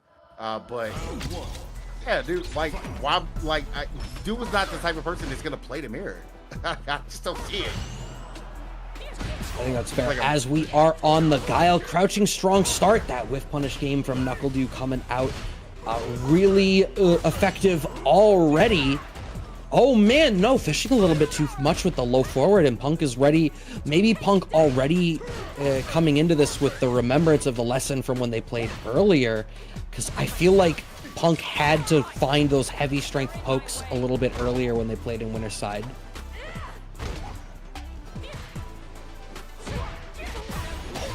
Wow. That is a heck of a range that Punk is playing. You notice, like, he was getting clipped by that crouching medium kick a lot. So now that he knows it, he's kind of stepping back just a little bit, touch farther, so he can get the whip punish he needs. So I kind of want to see a little bit more of that from Punk, man. Fishing and fishing and fishing. We go. Another low forward on the deck. I love that low forward, especially because you could see the low forward hit even later in the active frames because it was in a spot where Dew was trying to walk forward and claim his own space. The sense of timing behind that one was so impressive. Life about even here in this round 2. Both players sitting at 3 bars. Dew ought to be hesitant to throw a fireball because of the threat of level 3, at least from certain ranges. All right, there's a grab coming up. Get another one. You know what's going to happen. And just stays back. Yeah, I think it seemed like that was the spacing on that didn't seem quite right. So I think Punk was just comfortable playing for the shimmy. But you are still, I think a raw level 3 might kill at this range against NuckleDu. So he ought to be really careful against the fireballs. Or he goes for the Soba kick. It's not going to connect. NuckleDu losing out against Punk here for this first game. Doesn't even need to spend the level 3. All right, so with that situation, man, you saw like the adjustments, man. He's staying out of a certain range, out of certain buttons that Dew wants to throw out with his guile. That was a little dangerous there. Okay. Finding those anti-airs is going to be a big deal, but so much of this has been the ground game between standing roundhouse, crouching roundhouse, and crouching fears. Those are really the problem buttons NuckleDu needs to find an answer to right now. And like, I don't know that the answer is, geez, sweep, whiff punish again. Man. It's like, there's a magical pocket where, like, outside of it, he's losing the whiff punishes. Inside of it, Punk is already checking his forward movement. Oh, my God. He knew exactly where the space was for the trap. The burnout is there. Oh, what a level 1. You know what? Punk is comfortable making that bet, though, because you don't lose off of the level 1. You can block a certain amount of fireballs here and still... Oh, my God! Oh, the flash kick there is able to do it on chip. Yo, the check of the spinning knuckle, man. That really was what caused that downfall of that round. What a whiff punish from the Sobat again. So many of these tools getting thoroughly dismantled by Punk right now. All right. Okay. Yeah, okay. Now Punk is starting to have a little bit of fun with like trying to figure out different options to be able to get around these bones. See, Dew is starting to mix it up a little bit. Okay, level 2 wants to get that burnout to try to finish the job. Gets the burnout accordingly, but spends the entire level 2 only for so much chip.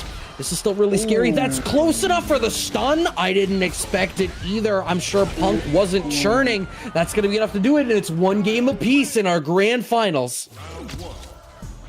All right, man. And it was crazy because, like, you saw how Dew was like switching up, like where he was throwing the bones. Like, you see, pressing more buttons in neutral, like to kind of like get Punk to kind of bait. So that's why we're not seeing the spin and knuckle come out of the Punk. He sees the bait that's like trying to be had. Inching forward, Dew back against the wall, but Dew's so comfortable for that. I said already, like, Dew plays a Street Fighter 4 flavored Guile a lot of the time, I think. And one of the things about Guile in Street Fighter 4 was he was not super dissuaded from being in the corner because, you know, he still was such an effective wall. It obviously still sucked, but, you know, the best Guile players, it seemed like where they were on the screen didn't matter. The game didn't change. Oh okay. Look at that close to the burnout. It's coming right here. And yep. all she wrote on that round. Knuckle Dude, man, he's taking the lead in the set. I'm so impressed with that spot because, you know, Punk was in a spot where the next poke that he blocked was going to put him in a burnout. Waiting just long enough to recognize my turn's over and Punk can't be passive is what earned him that counter poke for the dub. And back up against the wall, meter about the same, but Knuckle Dude, once again, still comfortable fighting in this position. It's only so scary. In fact, it means that I have to plant acid. You have to decide where you're going to stand. Jump out, but I'm out of the corner. Who cares? Yeah, but it's also like looking at that life lead. I think that's like Punk is like, yeah, you're not leaving for free. I need to take some damage with you, and I got the back throw to put you right back in this corner. Try again. Okay. Overhead gets blocked, throwing out that meaty fireball, and Knuckle Dude wants so badly to elicit responses out of Punk. This like walk forward down. There's a lot of like trying to get him to watch for something. Level 3 CA, I'm sorry, connect. Punk, I don't believe is dead, but being in burnout means you're not allowed to block Sonic Blade into OD Boom. No, just OD Boom. And you see how he's changing up the timing of it. Because he was like, I dare you to jump. You need to jump in order to get over to me. 2 games to 1 from the winner's side right now is Knuckle Dude, looking really strong right now, and the low forward has cycled back into the game. Indeed, now he feels a little bit more comfortable than throwing out that button. You see it there. Get the punish counter hit to be able to lead to this nice little hefty chunk of damage. Sonic Blade covers him. He gets a jump back to earn a little bit more space. A decent life lead right now and having the meter advantage. A lot of counter hits hitting for Punk, though. Dude does not want to be passive on defense right now. Not at all, man. Just gotta sit there and kind of hold it. He doesn't mind taking that DP this time, but he gets baited. Here we go. Punk is going to be able to steal this first game. Right. So that was actually real optimal and real healthy. Yeah, huge. I love that the punish included the drive rush at the beginning just to earn him the extra frame advantage to be able to do the loop twice for maximum damage. Very slight lead. Once again, bar about the same counter hit starter here for Do. Yeah, and he doesn't want to commit the bar. I imagine Do is going to want to, as soon as he has access to level 3, commit into a level 3, and then start earning bar back for what might be the final round. Stop against the corner, though. Really scary. Punk looking dominant. Yep. Dude's just waiting for the right exact thing that he needs to be able to get this closed out. Could be a situation where he see if he can get this burnt out. Boom, too many. Punk is going to take advantage. Don't think Dude is dead. Oh, never mind. I take that back. That was rough. Unscaled. I was not familiar with your game, Cammy. Sometimes your essays be scaring me. I thought you were ready for Charlie Brown. You weren't ready for Delta Red. No, not at all. Right, 2 games to 2. No, another big whip punish. Do is doing a really effective job at baiting out the sweep from Punk and footsie ranges. And I feel like Punk is going to need to get mindful of it.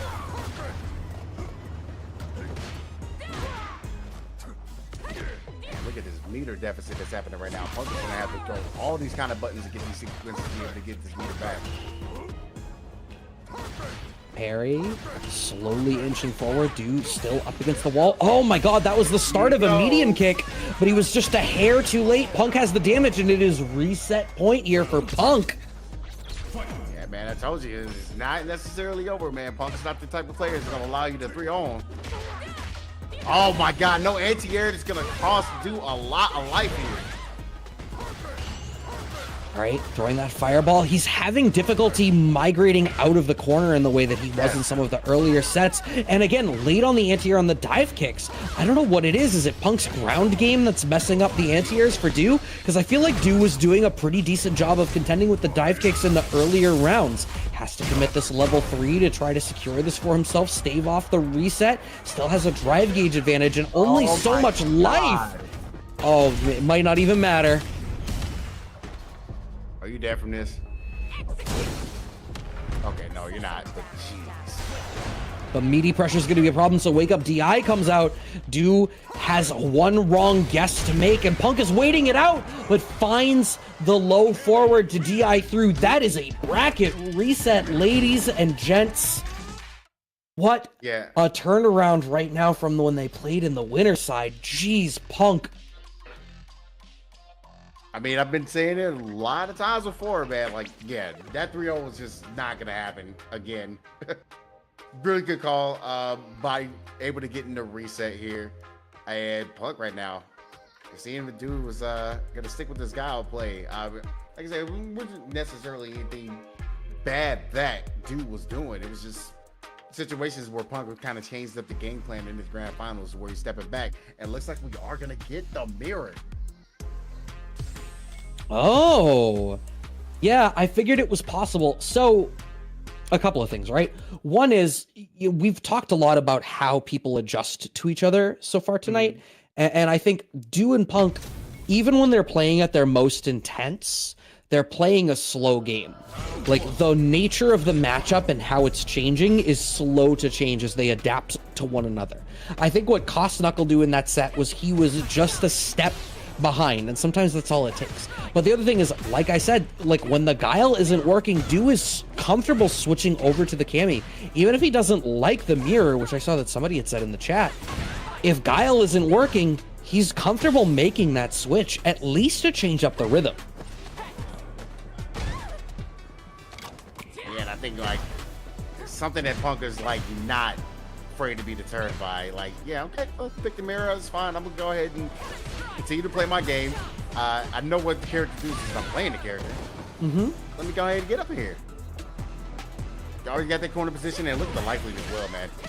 So, like, dude's gonna absolutely have to do a lot of work to be able to try to get something going. And this is a really good start for able to get the trade that he needs. Oh, that throw tech was so late. Punk still has a very slight life lead. The whiff punish is going to connect. Is that enough? Yes, it is. Punk formally taking the lead for the first time in our grand finals now. Having already reset the bracket, is the mirror match decision going to prove to be a mistake here for NuckleDo? Neutral jump medium kick has come in clutch so often so far tonight. Ooh, step back just a little bit enough to be able to get that shimmy. It's a nice situation for Do. 1 second. Oh, speaking of tech kick. Oh, we're on the 8th iteration. Got to kill out, bro. Oh no. You know what it is?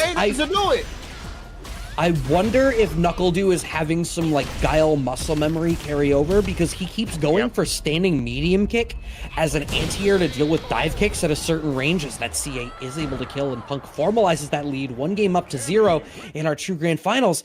And Do is making plays that I truly think make more sense for guile than Cammy. Yeah. And you know what? Do is just content of sticking it out and trying to get with this matchup. And it's pretty decent, man. He's trying to get some practice in for Capcom Cup coming up. So, did call in and put on the nail on the head. It's a good sequence, able to get that bait that he needs. Ah, down on the ground. Huge jump roundhouse. Punk with the drive gauge advantage, with the life disadvantage. All of these rounds are so back and forth. It really just feels like Punk is getting the better of one more exchange, or one exchange that matters a hair more, and I'm not really sure which just yet, as we find the throw off the tick grab. Slowly inching forward, standing medium kick posturing.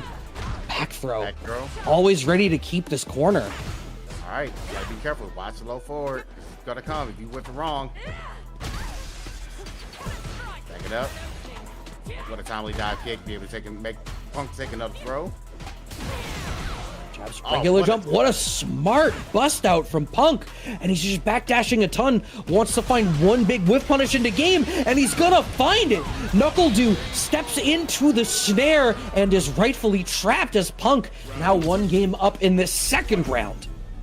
Yeah, man, that sneaky low forward, once again, taking the time to find it. And that's something that Punk was absolutely looking for to get tired times. Like, man, just one low forward, that's fine. Go in there. Wake up buttons though, but dude.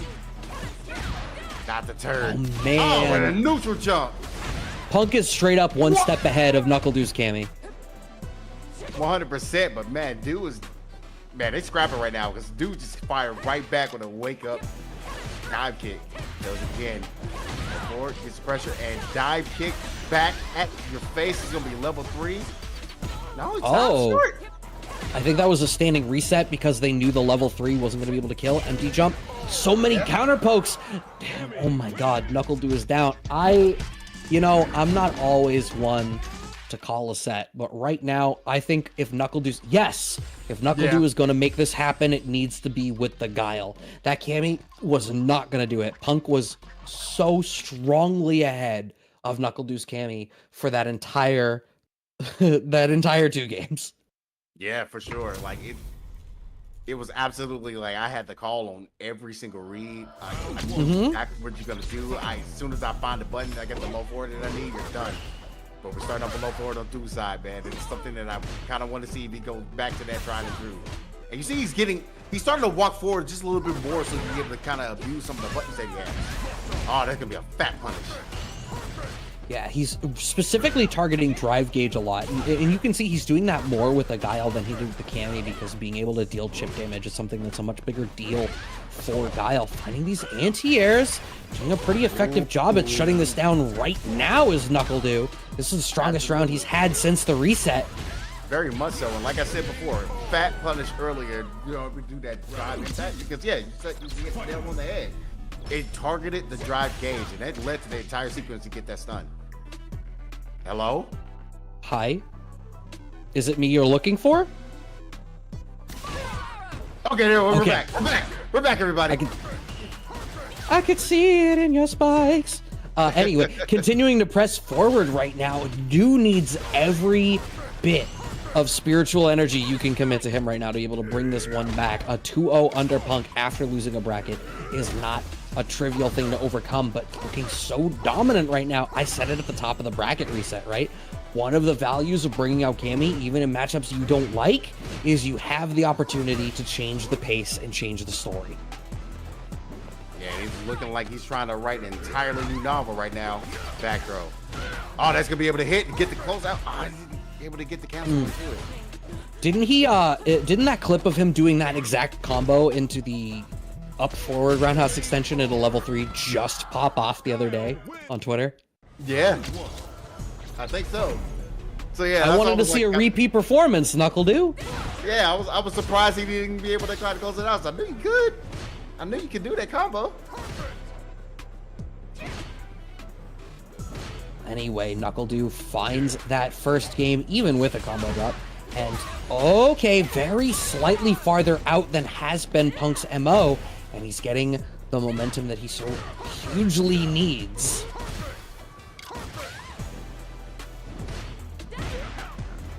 Woo. Roundhouse. I think Punk is mixing up the buttons that he kind of wants to go for. Okay.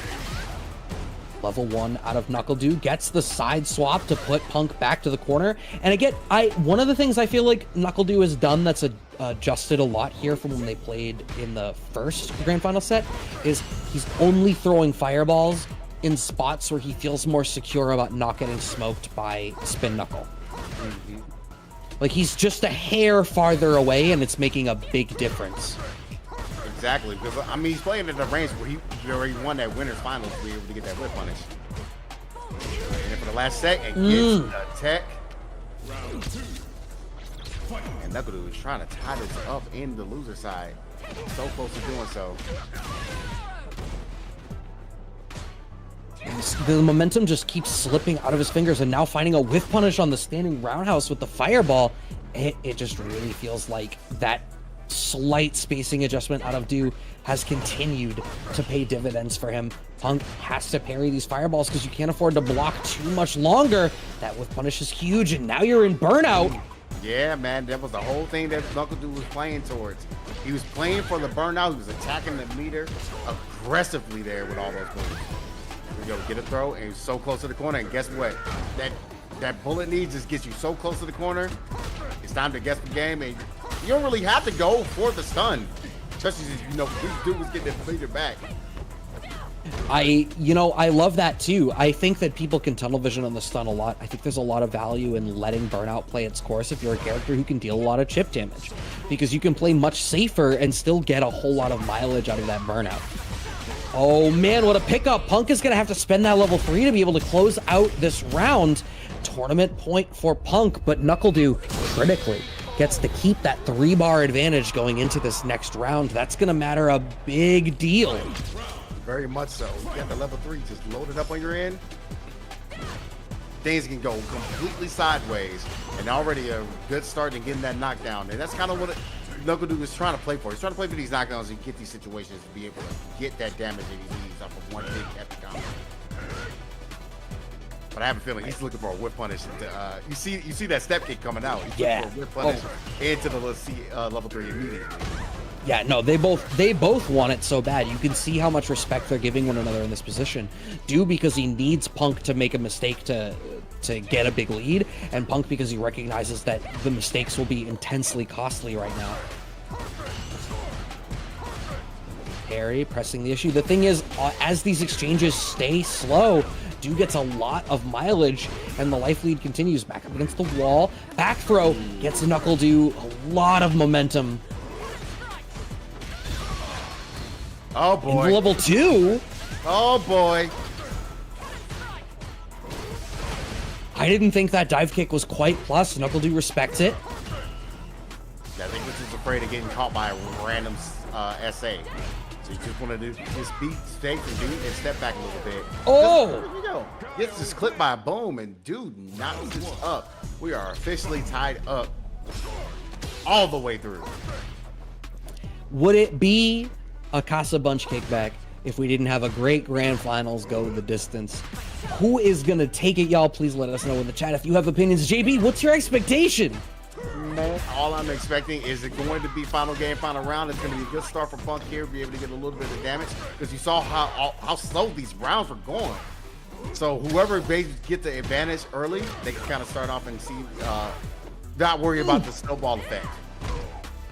You can see Punk is making adjustments to mid-strength buttons to be able to deal with where NuckleDu is playing from. Empty jump throw gets the punish counter on the perfect parry. Meaty connects, but it's not a counter hit, so he doesn't have the extra frame advantage that he needed.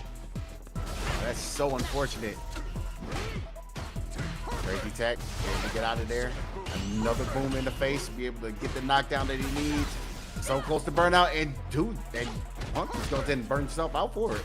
Level 2 is stocked up on Dude's side. This is massive. This is still really anyone's round, but Punk gets the better of it in a scrambly situation. Stand jab at the right spot. It is once again tournament point for Punk.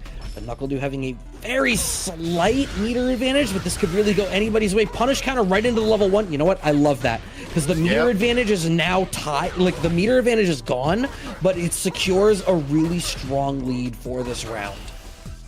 Yeah, man, he actually just goes in and takes it back. He built it so far for the level 2, and he's gonna need that. The spin knuckle back into the rotation. That's like really the first spin knuckle we've seen hit all day.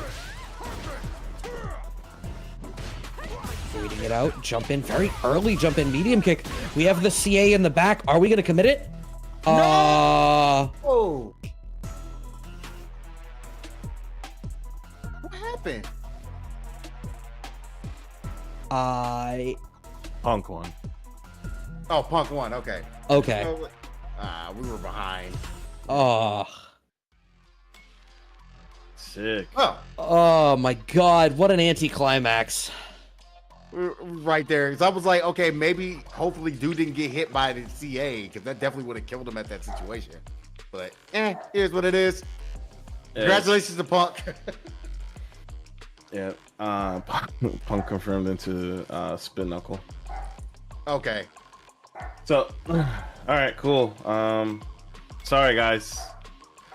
Sorry you didn't get to see the anticlimactic stuff. You know.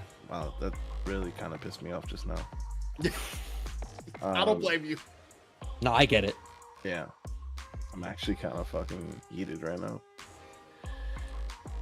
Anyway. Yeah. All right, cool. No, tonight was great until that very moment. everything ran smooth. You know, thanks literally to my staff and awesome players being so helpful and running, helping run everything on time. You know, thank you so much, guys. We got one more show before the season. I mean, before the season ends for season 1 of the Kickback. So it'll be kind of like a sort of little pseudo pre-show to Capcom Cup, since we're like the last event before Capcom Cup week kicks off. The last guest is a dear friend of mine. And then I don't know what we're gonna do while we're on the off season, but the off season is not gonna last more than like maybe a week or two. It's just we have a lot of stuff that we want to try out, and we don't want to use precious guest spots to do it. So we want to make sure that it's done right. It's possible that what we're trying to do, and then we're gonna hit the ground running. Hopefully we will have something really cool for you guys by then. We'll see. I'm optimistic, but I'm also not going to get my hopes up. So until then, thank you to all the viewers, all the people that use the Matcherino codes. Thank you so much. Once again, thank you to Sermi holding it down, dropping 25, Mr. Mustaflis, and there was another guy like Black Damas or something like that. To all the people in that know Sermi personally, please reach out. He's going through a very rough time right now with a death in the family, so please keep Sermi and his family in your thoughts. And you know, if you do know Sermi, please reach out. He's definitely somebody who could use just words of encouragement and support. He's kind of a one-man band now at Matcherino, so please, by all means, please help our fellow FGC brethren in this time right now. So yeah, and then of course shout outs to my staff, Brad and JB on commentary, Doctor on stream, Yost and Sniffles on the bracket, and Dan on socials. Thank you so much. And we're gonna kick it over to 801 Strider, and I think he's being an MR Goblin. So ask him why he didn't enter tonight. And yeah, that's about it. Yep. Good night, y'all. Peace, everybody. Bye, everyone.